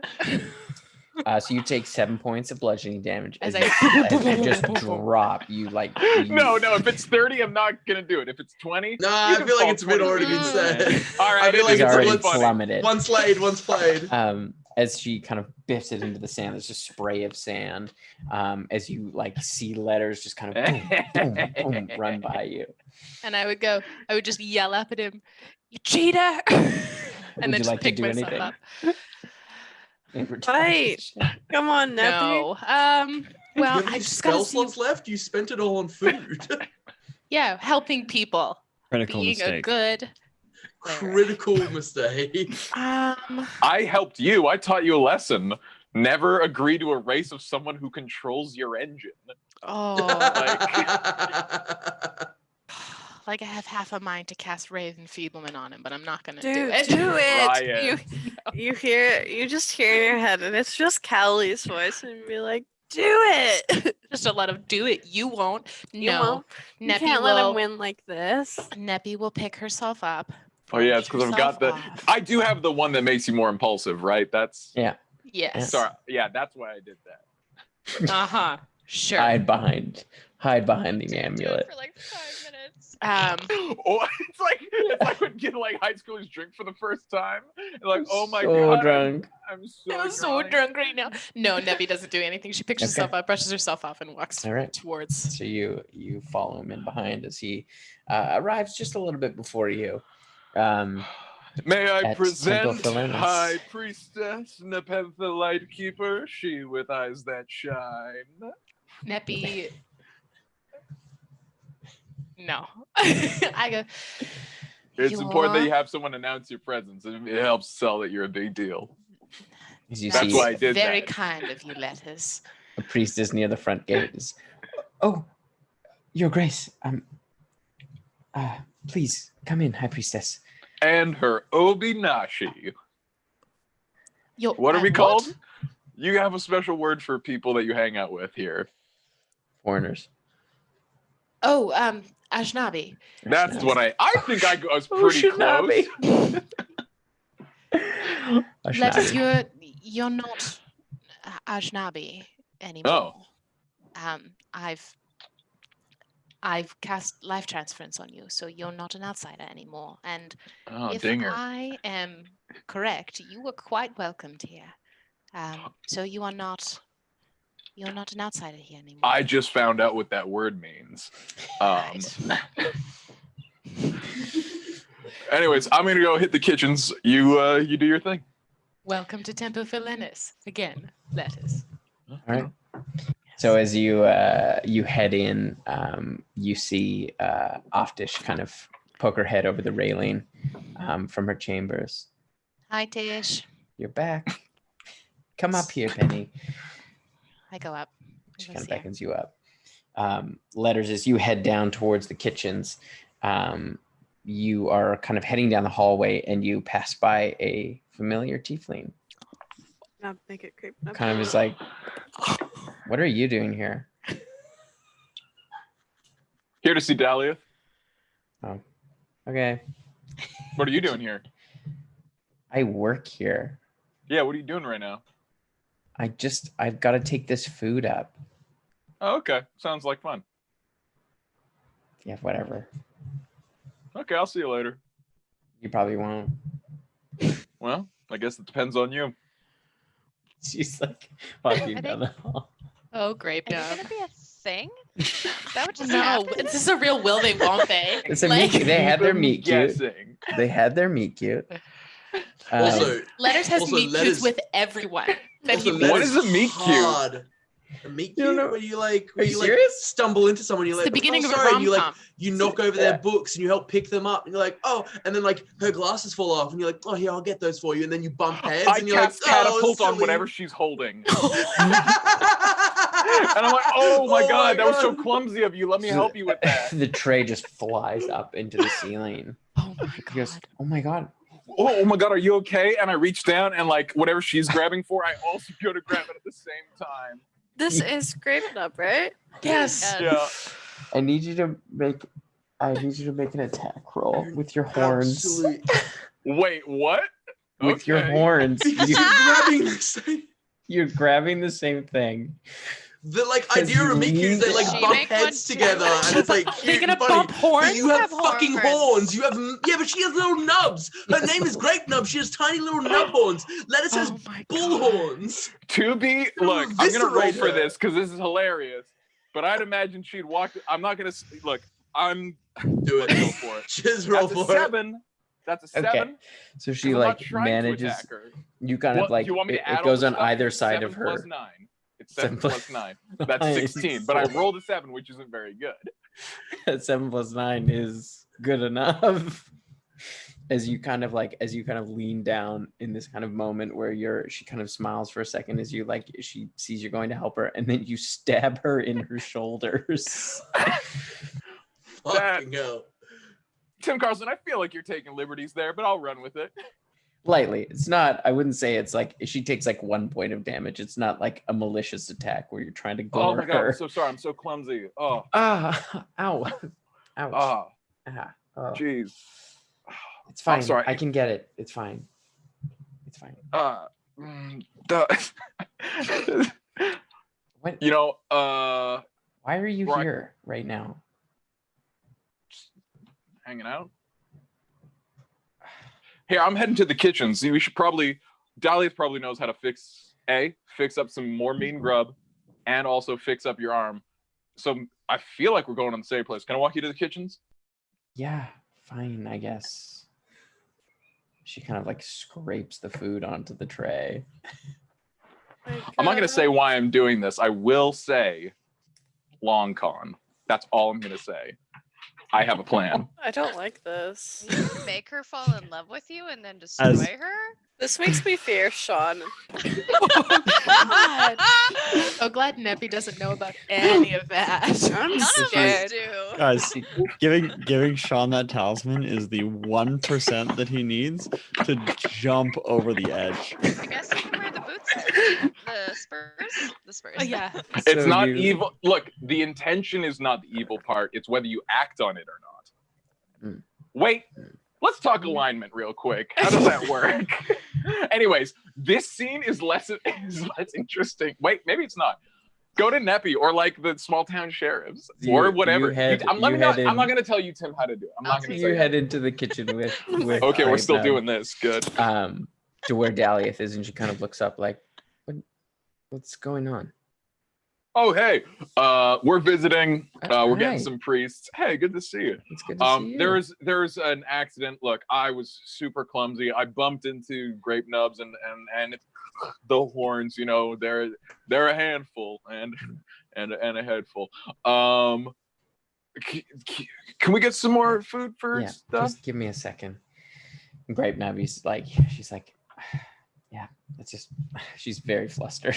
It's my fault. It was my fault. Just throw me under the bus. I don't work here. Like, no, it's fine. It's just fine. say it was my fault. I just want to get my stuff and get out of here. Dude, me too. I want to get out of here all the time. What do you mean? I don't know. You chose to come here. Yeah, I know. Well, I didn't mean like here, but I was just like, you ever just want to get out of here? Yeah. Dude, that's Anyways, how I feel. That's I gotta crazy. go. I've never known anyone who feels that way. You got. Just gonna make an inside check. You're a I need you to make a menace. deception check. You are a menace. You're a monster. Terrified. Just breaking hearts all across so many planes. She should have accepted my cake. I do have a theory for what long con is. It's gonna get all the way up to your guys' wedding where you're married. It's a and then- 13. Kind of like for a second, she's kind of like, And she kind of narrows her eyes. I'm gonna go. Okay. Yes, queen. Grabs her stuff and heads out. You plant the seed. Dahlia is like,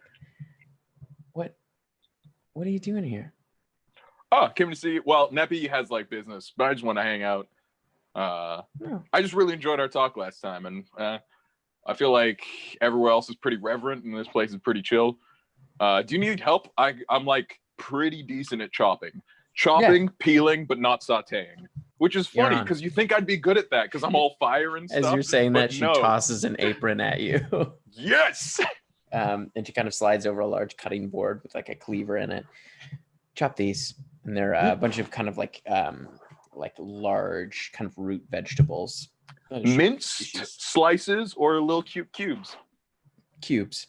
Oh hell yeah! Right there with you. So you spend the next little while cooking with Dahlia. Neppy, you see Tish. I want all the gossip. I want big hug. All the Temple Felinis gossip. Okay. I want to know what's going on. We don't have to play that out, but that's what we're talking about. That's what you want. Okay. That's what I want. As she is overjoyed to see you. How are you? I am. I can imagine you understand. It just feels like I can breathe a bit. Yeah. Still a bit constrained, but in a moment. It's so wonderful to see you. I am sorry we had to leave in such a hurry. It's okay. Last time. It's okay. How is everything here? It's okay, I think. Yeah. Yes. We're getting used to it. You're getting used to it? Yeah. Yeah. Everyone has been very supportive for the most part and has tried to make it easier. Good. Yeah. Have you had time to speak with Her Grace? Yeah, I have. Good. Good. I think of you often, and there are times where I feel like no matter where in the world that I am, part of my heart is here. And it always will be, but... Always have a place here. I know. It is my hope that if you will allow it, Mother Superior, that there will be at some point in my life where perhaps Kokani and I may spend some time here. Of course. If that's something he wishes also. Yeah, I think we can do that. I mean, you're the High Priestess, so you can kind of do whatever you want, I think. Not really. Yes, but not really. I bring good news. No? What was formerly Bakal has now been renamed. Drezda, named after the leader of a group of giants. She gave her life for the city, for us. And there are about 200 survivors, maybe more, in the city now. I made what food I could, but we cannot stay. It is not our place. Right. However, I know for a long time we have not had any sort of footing there. We have not had a temple there at all. I think it is time that we return to the city. Sounds like a good idea. Our work will be much needed in the days to come. Yes. I would say 10, if we can spare it. 10 priestesses. Okay. Some acolytes too. Yes, there are a number of acolytes, I think, who are eager to spread their wings. Of course. We can certainly make that happen. And I would say send your as who will be leading them, send someone who is hearty and sturdy. Mm-hmm. It will be... they worry of anarchy and a lack of structure in the city before things get set up. So we will need to be a bastion there, Mm-hmm. stepping in as never leaders, but advisors. Right. I have a few ideas of who might be a good fit. Good. I'm also going to send a few more priestesses along that will continue to travel. Yes. To Wolfreen, to Temple Yes. Caracal. Good. Yes, I'm sure Softly could use some hands. Mm-hmm. The priestesses there, Valax, Gisa, and Isa, have been doing wonderfully. Isa, as Samet, has been wonderful in her role. She has taken up the mantle, and I believe she's enough to train new Samet, if any choose to take the ropes. Good. Yes, I can feel... I don't know how to describe it, but I can feel her presence growing. Good. Mm-hmm. She feels strong and close for me. We speak frequently, as often as I can. I have been as diligent with my prayers as ever as I can be.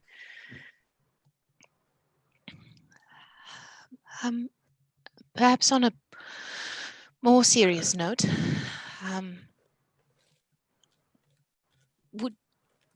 there was no time to speak of it before, but can I show you something? Of course. Have I shown her my shoulders already? No, I don't believe you have. Okay. So Neppy's gonna undo her vestments and just drop them down to expose the raven feathers on her back, and just not say anything for a couple minutes. What are these? It's a brand. Yes, I can see that.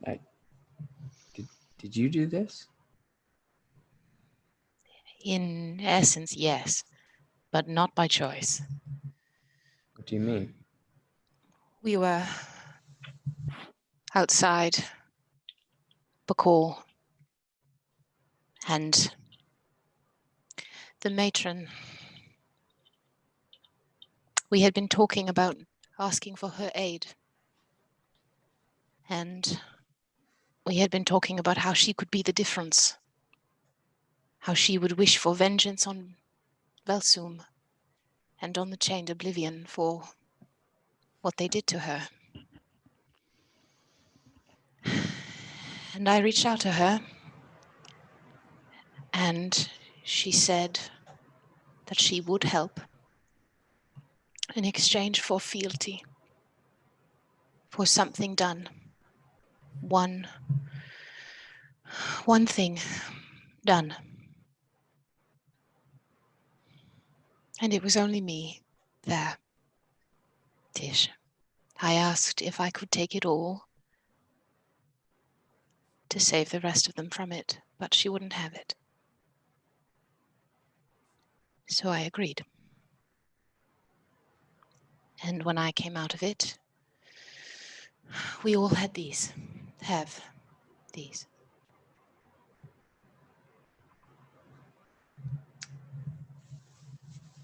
Wow. I'm not sure what to say. I haven't spoken to them about it, really. They haven't asked. Other than there was anger. Very much so, and every right for them to be angry. I felt like it was an impossible situation, and... Yes. But you may have made a terrible bargain. Yes, I've no doubt I've made a terrible, terrible bargain. In my mind in that moment, it was give them the chance to walk out of that. Because if I had died, they couldn't have sealed it. I held the magic. I have no doubt your intentions were good and pure. I don't know about that, but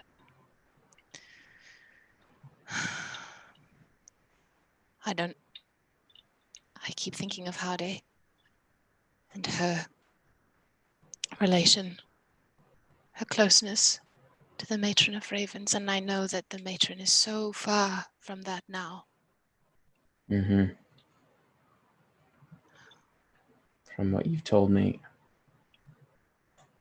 I'm not sure how much of the Raven Queen is left. I know. Be careful. Thank you. I will keep you posted. I know that the Kenku here have gone. Yes. Did any stay? I know Wisha. No. The matron left a metal feather of sorts for softly in Wolfrine at Caracal. I'm not sure what it is, but it doesn't seem good. No. A calling card of some description. I was speaking with Belvari. Hmm. Do you know the story of the Kenku? I would have read it, right? Ish. Yeah. You know kind of the basic story. I know the basics, Tish, but... Well, Belvari found something in the archives.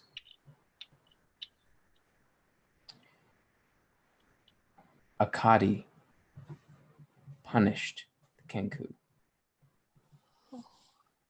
when they sided with the Raven Queen. She took their voices. Oh, shit. That's why they cannot speak. Oh, gosh. Goodness. Another name on the matron's list, perhaps. I don't know. Thank you for telling me that. I will. I do not know whether to, and it seems pertinent to, and I know the High Priestess of Akkadi. It feels pertinent to inform her of that when the opportunity presents itself. Maybe wise. Yes, thank you. Thank you so much. Of course. I will never do anything that will put you or anyone here in danger. I would die first. Of course. I appreciate you saying that, and I appreciate you showing me the brand. There is something you're not saying, Tish. I don't think you would ever willingly put us in harm's way. But I do worry that it may not be your choice.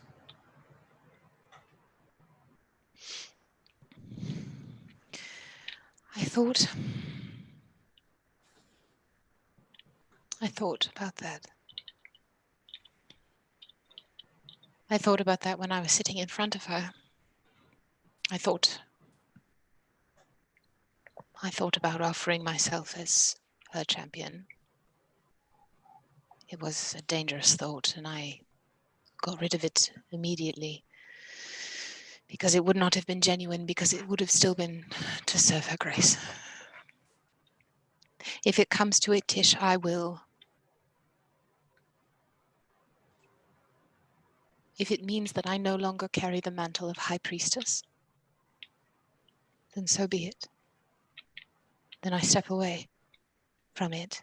I don't think any has ever done that, but I can certainly try. If it is me or this temple, your work, you know what comes first. Of course.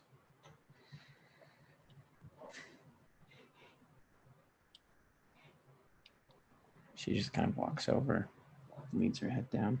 Yeah, I just tuck in. We just like stay like that for like a little bit. Yeah. And when it is time, I bid her goodbye. And we have to leave again shortly. It's okay. I'm sure it won't be too long before you hope come and not. visit. Yes. And I'll have preparations made right away. Thank you. And Tish, I don't know if you hear this enough, but you are enough. Thank you. I try. I know. I love you. Love you too. Okay. And I would leave her Make your and way. go find Letters. I can assume he's in the kitchen. Yeah, And so we get in there, and Blue Ribbon's there, Mud Pie's there, Hoofprint's there, and Rosie. Apparently she works there. I was like, oh God. Oh, I was sweating. Oh, it's Neppy. You should have seen the color he turned, Dalieth. I can imagine. It's tough to see me blushing because I have all this fur, but when I really get going, you can see through, like, it gets thinner around the nose. It's pretty. It's a thing to see. Letters, I am good to go whenever you are. Cool. I found out that onions make you cry. That's wild. Yes. I never cut them before. I just bit into them. I didn't. You don't really get the whole effect if you eat it like an apple. You learn something new every day. Well, it's been a pleasure, and don't be a stranger. Me or Neppy? You, Letters. Well, I was told I'm not an Oshinabe anymore, so I can't be. You know, Dalieth, there was a time where he spoke Infernal. It was wonderful. Oh, well, if you ever want to try to learn again, I'd love to learn Infernal. I've never done that before. Well, come back soon. Sweet. Shall we go, Letters? Yeah, absolutely. Perhaps let's go outside so we can pick up dust in their kitchen and we're gone. Too late, just as you find yourself back in the scar at the edge of the Minotaur camp. Does anyone else want to jump in here? Or is this just going to be a Neppy Letters having just the best buddy date? So you guys back at the city. You were kind of setting up kind of a makeshift like camp along the harbor with the buildings that are there, making sure people have places to sleep for the night. And things like that, and comfortable places to stay that are somewhat fortified. You're not at this moment. It doesn't seem like there's any sort of imminent danger. So nobody seems to be. Everybody seems to have let their guard down and relaxed a bit, which is nice. But you do have, you've worked with Mako to kind of get a handful of people. And there are some who do have some proficiency with combat who have offered to kind of stand guard and things like that at the edges of the encampment. Also, if Mako is now a level 1 warlock of the Moonlit, he has he can cast light and deepen shadows. And he also, when he's in bright light, he has more health, and when he's in shadow, he has more AC. Yeah. So he now is just like slightly better at things. You notice, like, as you spend time with Mako over the day, you notice it because you as someone who is walking the path of the Moonlit, you kind of recognize it, and he hasn't fully realized as it's happening. But you start to see, like, the way the sort of shadows bend around him and the light kind of reflects off of him. And you can see that, like, where you're eyes kind of reflect the moonlight. You can see that in his ring. You can see it like as it moves through the light. You can see this sort of like it almost looks like it's within sort of the purple gemstone. You can see the sort of phases of the moon, and like you can see him kind of naturally becoming more comfortable, carrying himself through, and there is a confidence that kind of starts to radiate off of him. So yeah, very cool. He is a level 1 path of the moonlight. Sick. Yeah. Spooky, Yana, and Callie and Kokanee. Did you have anything you wanted to do in the city while you're here? Mm-hmm. Yana, do you want to lead the way? I think you're muted. I think you're muted. Oh no, your mouth. Am I not now? There we go. There you go. Now it's your mouth. I think Yana would go and find like a quiet place along the ocean to sit by herself, and she would cast sending twice, one to her mom and one to her dad, just the same message with the name interchange. Hi, Mom or Dad. I'm alive. Change the sky. Hope you're okay. Love you. Be home soon. You hear back from both of them, your father first. Glad you're safe. Miss you. Can't wait to see you. Love you. Dad. Does this sign up? And then you hear back from your mom. Good to hear. Miss you. When will you be coming? Just so I know. I can have a bed made up for you. Oh. Your father's been very busy. Love you. I cast sending again to my mom. Don't know when I'll be home, but I'll send word ahead before. Hopefully soon. Sounds good. Sounds good. I'll just make it up now. Love you. Such a mom energy. Yeah. Yana would just sit by And the then water by you hear the herself for a rest of while. the 25 words of just like kind of humming. Aw.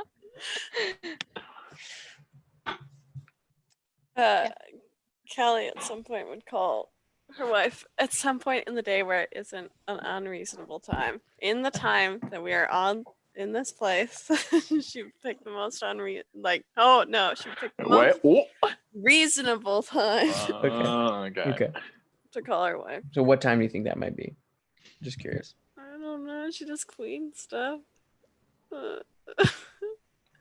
Oh, where I am at here? Mm-hmm. Okay, I'm not good Roughly at what time of I'm day? not good at time zones Okay. in this world that I live in.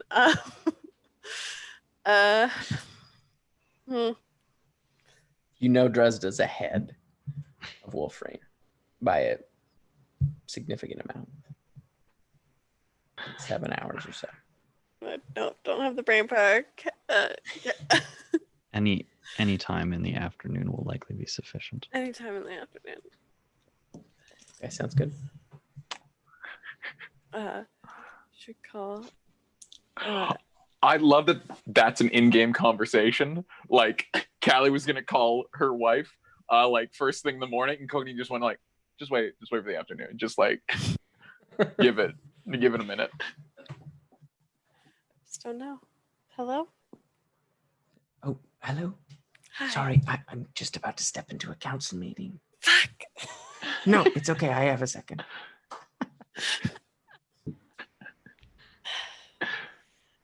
I tried so hard. No, you did great. You did great. It's not the middle of the night.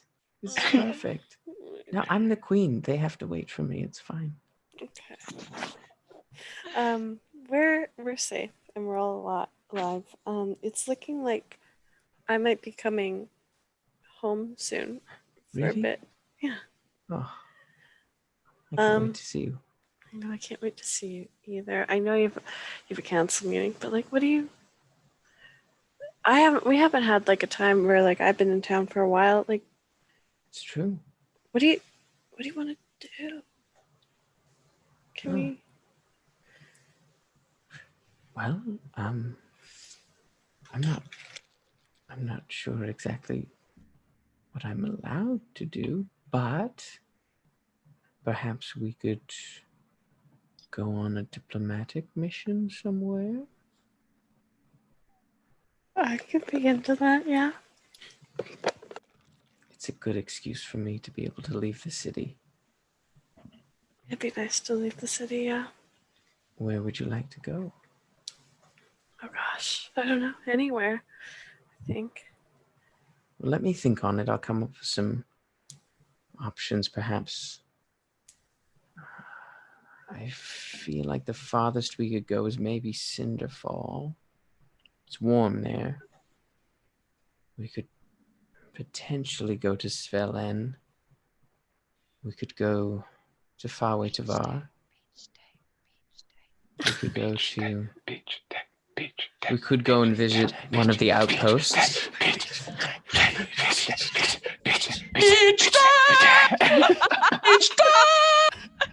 We could go to Westwatch. Would be a good morale boost. It's nice down there. It's not quite tropical, but it is hot usually. Yeah, I think anywhere I'm with you would be nice. Sounds good. Well, I'll bring it up in the council meeting. Okay. We can take a boat there and everything. It'll be nice. As long as there's no sirens, I'm good. No. Okay. No. Okay. I'm excited then. Me too. Okay. I love you. I love you. I'll let you get to your council meeting. Talk to you soon. Talk to you soon. Kokanee? Did you have anything? Yeah, I would have. There's like 200 or so people here, right? Mm-hmm. I probably would have ended up looking around for anybody who had like building or construction or design skills, and just sort of spending the night hanging out and talking and getting to know them. Yeah, you find about a dozen that are there's like probably 3 or 4 of them that have sort of construction experience. And then the rest of them are a bit more specific around kind of like craftsmen. You find a smith, you find like a few masons, and a few sculptors, so that are a bit more specialized. And there's like a handful of other artisans as well. But that's kind of the ones that have kind of more building experience. You find about a dozen of them. So I would sit down with them and hang out with the evening and are you guys all planning on staying in Drezda now? Well, yeah, I think so. Seems like there's work to be had, and I don't really have a lot of coin, so can't really go anywhere else. I think that's kind of most of us feeling. And it seems like, like they might have a few, silver to their name. It seems like it's all of your city now. The couple hundred of you here. Yeah, I guess I never thought about it like that. How do you want it to be? You can have it. If it's yours now, you can have it look any way you want it to. I guess I can only really speak to myself, but what's your name? My name is Danzel. Danzel. Yeah, Danzel. Nice to meet you. Is he in distress at all, or is he like chilled out? He's chill. He's sore. Okay, good. He's in a perpetual state of being sore. Danzel is. Well, I mean, I can only speak for myself, but I guess more equality. I mean, I guess we kind of all have that already right now since everything's more or less destroyed, but I'm sure there's riches buried in the rubble of various houses and things like that. But I just, want to distribute it, more or less equally. People work hard. They should earn more, I guess. But I don't want anything being built on the backs of other people. That seems like a very lofty goal. Very. Yeah, maybe. But a noble one.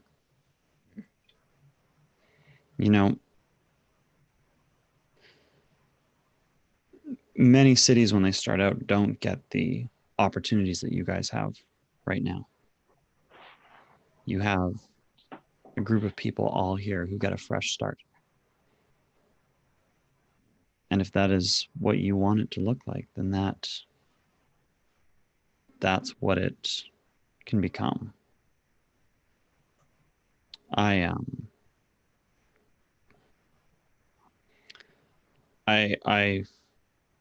follow a god named Arathis, goddess of civilization and building and craftsmanship. And I've seen her cities. I'm sorry, I don't mean to be rude, but I don't really know a lot about the gods. It's not really a thing here, so.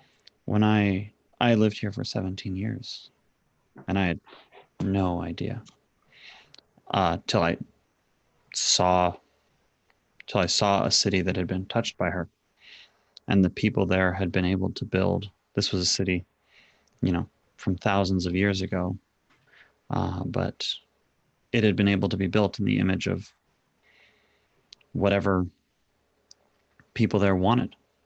It was beautiful. And the people who are going to get the opportunity to choose whether this city becomes beautiful and equal, and that, the wealth gets distributed, are the people who start rebuilding. Yeah. Guess you got a point.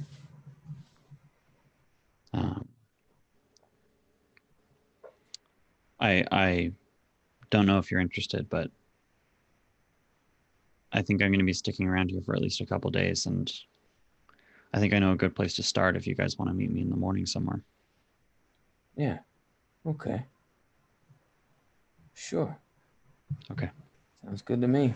Well, you see everyone else kind of nod. Get some sleep, Danzel. I'll see you tomorrow. Thanks. He kind of heads off with the rest of them. Spreading that good word. Converting folks. I have. Do you have a second for Arathis? Hey guys, do you have a second to talk about Arathis? Hey, have you heard the good news? Because Relauven has. I have a question about the the area we're in. After Callie talked to her wife and stuff, she would go looking, I guess, for any. I know what this is gonna sound like, but it's not what she's doing. Any kids that are just on their own, just or any teens or youths or anything that are just yeah, make you have enough time that you kind of walk through the crowds. You see all of the children are with people. There are no sort of solo kids. You can see that any kids you see that as someone who was an orphan, and has spent a lot of time around orphans, you got good at sort of spotting orphans. And it doesn't seem like the kids seem to be even if they do look like they might have been an orphan, it looks like they've been kind of welcomed in pretty quickly by folks. However, you do find a group of 3 teenagers who look to be kind of hanging on their own. The younger side of teen, I would say like 13 maybe. But they're kind of hanging out on their own, sort of aside from the group. Callie would go up to them and she'd be like, hey. Yeah. Hey. I'm Callie. I just I noticed that you guys were just like kind of hanging out here. Yeah. So? Just, checking in, seeing how. Were you here when everything happened? Yeah. We we met up afterwards, but I was hiding. Yeah. Yeah, our house had a cellar. So. Your house. Yeah. Yeah. It had like an underground kind of cellar, and there was like a little hidden room. My dad shoved me in there. I hid out. He gave me some food and water, and I just stayed down there. And then eventually it got really quiet, and I ran out of food, so I came out. Have you seen your dad? No. I'm sorry. It's okay. You guys? She would like turn to the. And you see, they look like brother and sister. I know I said I wouldn't, but I might. Sorry, continue. Yeah. No. Our grandma's over there. And kind of point to kind of like a hunch. Tim retcons in I never said these 3 were Guardian. orphans. Maybe one of them is. You see, kind of points over to a quite elderly woman. Yeah, we hid out with her. We got a little ways out of the city. And we just laid low. And then we came back. What are your names? That's Korhireth, the first person you talked to. And I'm Satan. And this is Hazer. Satan and Hazer? Satan. Satan and Hazer. Satan and Hazer are what my kids are being called, because I'm Satan and I'm Hazer. They have their own show.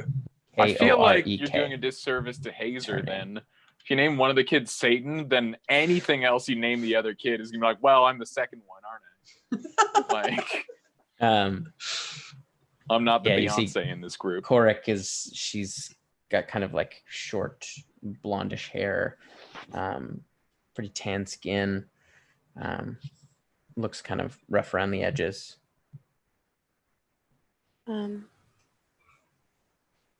Well, I'm not here for long, I don't think. But do you guys want to help me with some of the stuff that I'm doing? You don't have to. Make a persuasion check against these teens. Go off, Paladin. The youth.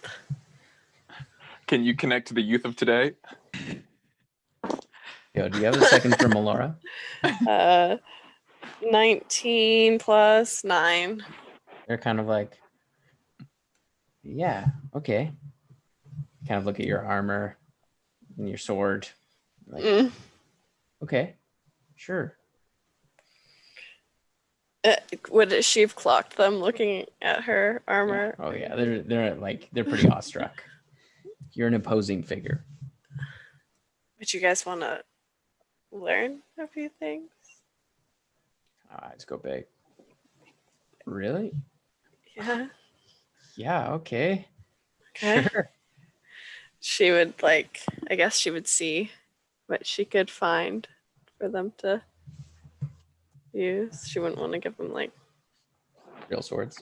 Real swords. We have all those giant-sized weapons. No. Yeah. No, she would not be. You can find some sticks and things like that on the beach. Yeah. Driftwood. Yeah. Okay. And yeah, she'd go to the beach and with the driftwood and stuff. We can have our beach day right here. And she'd pick up her driftwood and she'd start teaching them the basics.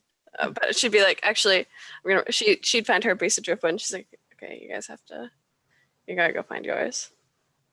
Okay. So they all kind of scatter out as you spend the day training up these teens on sort of the basics of combat. And she'd tell them, as she was doing that, she'd tell them about her youth a bit and about her growing up. It's kind of she'd kind of direct it at Korhireth, but try not to, but just Cool. Yeah. Okay. Yeah, Korhireth definitely seems taken. She seems interested. My second paladin. Just in order. But yeah, she'd teach them the basics of sword fighting and stuff, on the beach, hang out with the teens. Right. So, Letters back in the Scar. Yeah, so that's the situation, Greymane. You're up to date. Yeah. We need, 7 people, Nepentha, who, ideally we can just drop in. If there's one person who can speak for them and they're just sort of a representative of that 7, that'd probably expedite things. Jongles is ready, so he can also begin moving folks into, so we can Do we need to bop him over so he knows where to drop him? Yes, probably. Oh, yeah, okay. I thought about that, but yes. Yeah, right? I believe I could probably take him as part of this first group that we ferry back. Jongles and 6 more. Yes. All right. Well, I'm going to pick bring your best, or whoever you want. They're going to be they're literal brand ambassadors, or just ambassadors, really. I'll send Bladehorn along with you. Nice. And I'll round up a few others. And she goes and kind of says a word to Bladehorn, and she gathers up 5 more Minotaur, who all look quite capable. There's 2 more women and 3 men. And she goes, 1 second, I'll go get Jongles. As she kind of goes into the back of her tent and she opens a large chest, as you see she kind of yells into the chest, come on up. And it kind of echoes down as you hear kind of thump, thump, thump, and out of the chest kind of crawls Jongles. You can see kind of pushes himself out and floats over. Hey there, how you doing? Hey, Jongles! Hi, Jongles. You live in a box? No. There's a huge little I made a little cavern down there, and it's not so bad. Oh, delightful. We got our friend does a mansion like that. Don't let any liches in there. Oh no, it's I carved it out of the stone. It's a real... Yeah, no, it's not a pocket dimension. Yeah, no, there's a little false bottom. Oh, that's great. That's wild. Yeah. Okay, so you ready to go? We're gonna go. Let's go. Sweet. All right. I love this. Done and done. I'll pick up spider eggs on my next trip. Okay, so you all take hands. Greymane stays behind to start coordinating everyone else. But Bladehorn kind of takes your hand, kind of looks over at you and smiles. Well, shall we? Yes. Here we are to Drezda. And I take us back. Okay. So as you head back and you spend the day getting things set up, as evening comes, you can see the sky lights up with thousands of stars, as there is no light out here other than the campfires. You can just see the night sky is absolutely beautiful, and you can see different constellations and things like that. Finnan, with your passive perception, and what's yours, Neppy? 20? 20. 20? Yep. 21 at the... And yours is 25, right, Finn? Yep. Okay. You notice something kind of pass overhead over the city. Makes me nervous. A kind of, it's almost, as you look up, you almost feel like your eyes are playing tricks on you because you can really only see the outline of it. And it sort of blends in with the night sky. You see, at first, as you're looking up at a beautiful constellation, you see something pass through it, and there is almost like a ripple of a shape that seems to reflect the starlight. And it's almost as if the sky, like a part of the sky, is just moving along, but you see it's in the shape of a dragon. It looks like not terribly large, probably about 15-foot wingspan. But you see this kind of figure that seems to be reflecting the starlight around it just pass over the city and across the sky. And that's where we're going to end it tonight. Excuse me. Did that thing hatch? That thing that we weren't allowed to touch because we weren't consecrated yet? I mean, I know, Tim, you can't answer this, but we know of one baby dragon thing. Wait, I had a real question. What did Clack do while we were in the city? Oh, Oh yeah. He slept. Rested. Our baby boy. Yeah. Also, Callie would have rested, like, if not in the same area as Korhireth, but very near. Oh my God. He didn't camp with the rest of you. He made off into the, like, farther into the city. He didn't stick around. Who didn't? Korhireth. Korhireth. No, Korhireth was with you. I thought you were saying Hakar. I thought you meant Hakar. No. Oh, I thought you were like, oh yeah, Corey didn't stay with you. I was like, I think he has to make a stealth check to get away from Callie. Korhireth, she did stick around. Yeah. Yeah. What a just delightful. I love Small Town Sheriff. I think it's hilarious. Guys, we have to have at least one session of Small Town Sheriff. That's our next one-pager. Small Town Sheriff. I'll write it. That's so For sure could make a one-page Yeah. RPG called Small Town Sheriff. Yeah, I'm That's already so doing funny. it. It's happening right now. It's happening in my head. I can Yeah. feel it. Uh-oh. I died. Oh, we Oh, lost there's Sean. There's D6. There's D6s involved. Well, it's happening. Well, thank you so much, everyone, for sticking around and hanging out with us tonight. We will be back on Monday for Chatwater.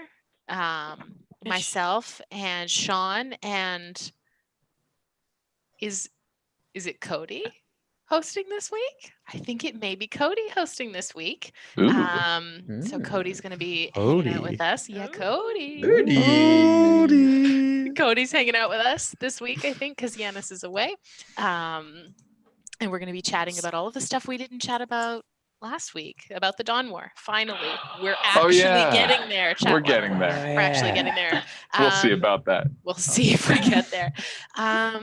Yes. The push-pull of our show is your will to get there and my will to derail us. I love it. And then, yeah, I don't have any other announcements.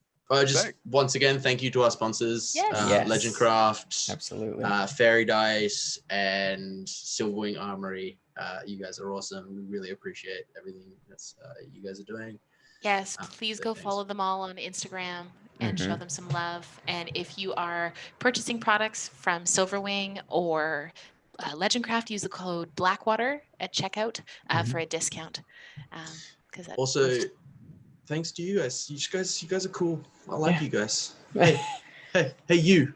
I like you. Are you talking to us or the viewer? Talking to the viewers. Sean, I don't. You're all right, but hey, you. I thought we were having a moment. You're all right. I like you. And to echo what Nepentha said, in case nobody told you today, you are enough. Yes. Yeah. I also want to say too, super quickly. I know on this day 5 years ago, at least in the States, was the day that laws came through that allowed you to marry whoever it is that you want to marry. and really gave a lot of folks out there who might not have been able to legally marry the person that they love the option to do that, regardless of your sexual orientation, your gender identity, however you choose to present yourself in the world. We love you so much, and you are so very enough. Have a really good week, guys. Yes. Which we're the weekend. Like we've allocated ourselves on Saturday, so we just the weekend. So now we can just wish people a good week going forward, and then we'll see them on the weekend. See you on the weekend. And tell us about your week. Oh, tell us about your week. Do it in the comments. Or we something. love you. Love you. Bye. Bye, guys. Bye. Good night. Go town. Go town.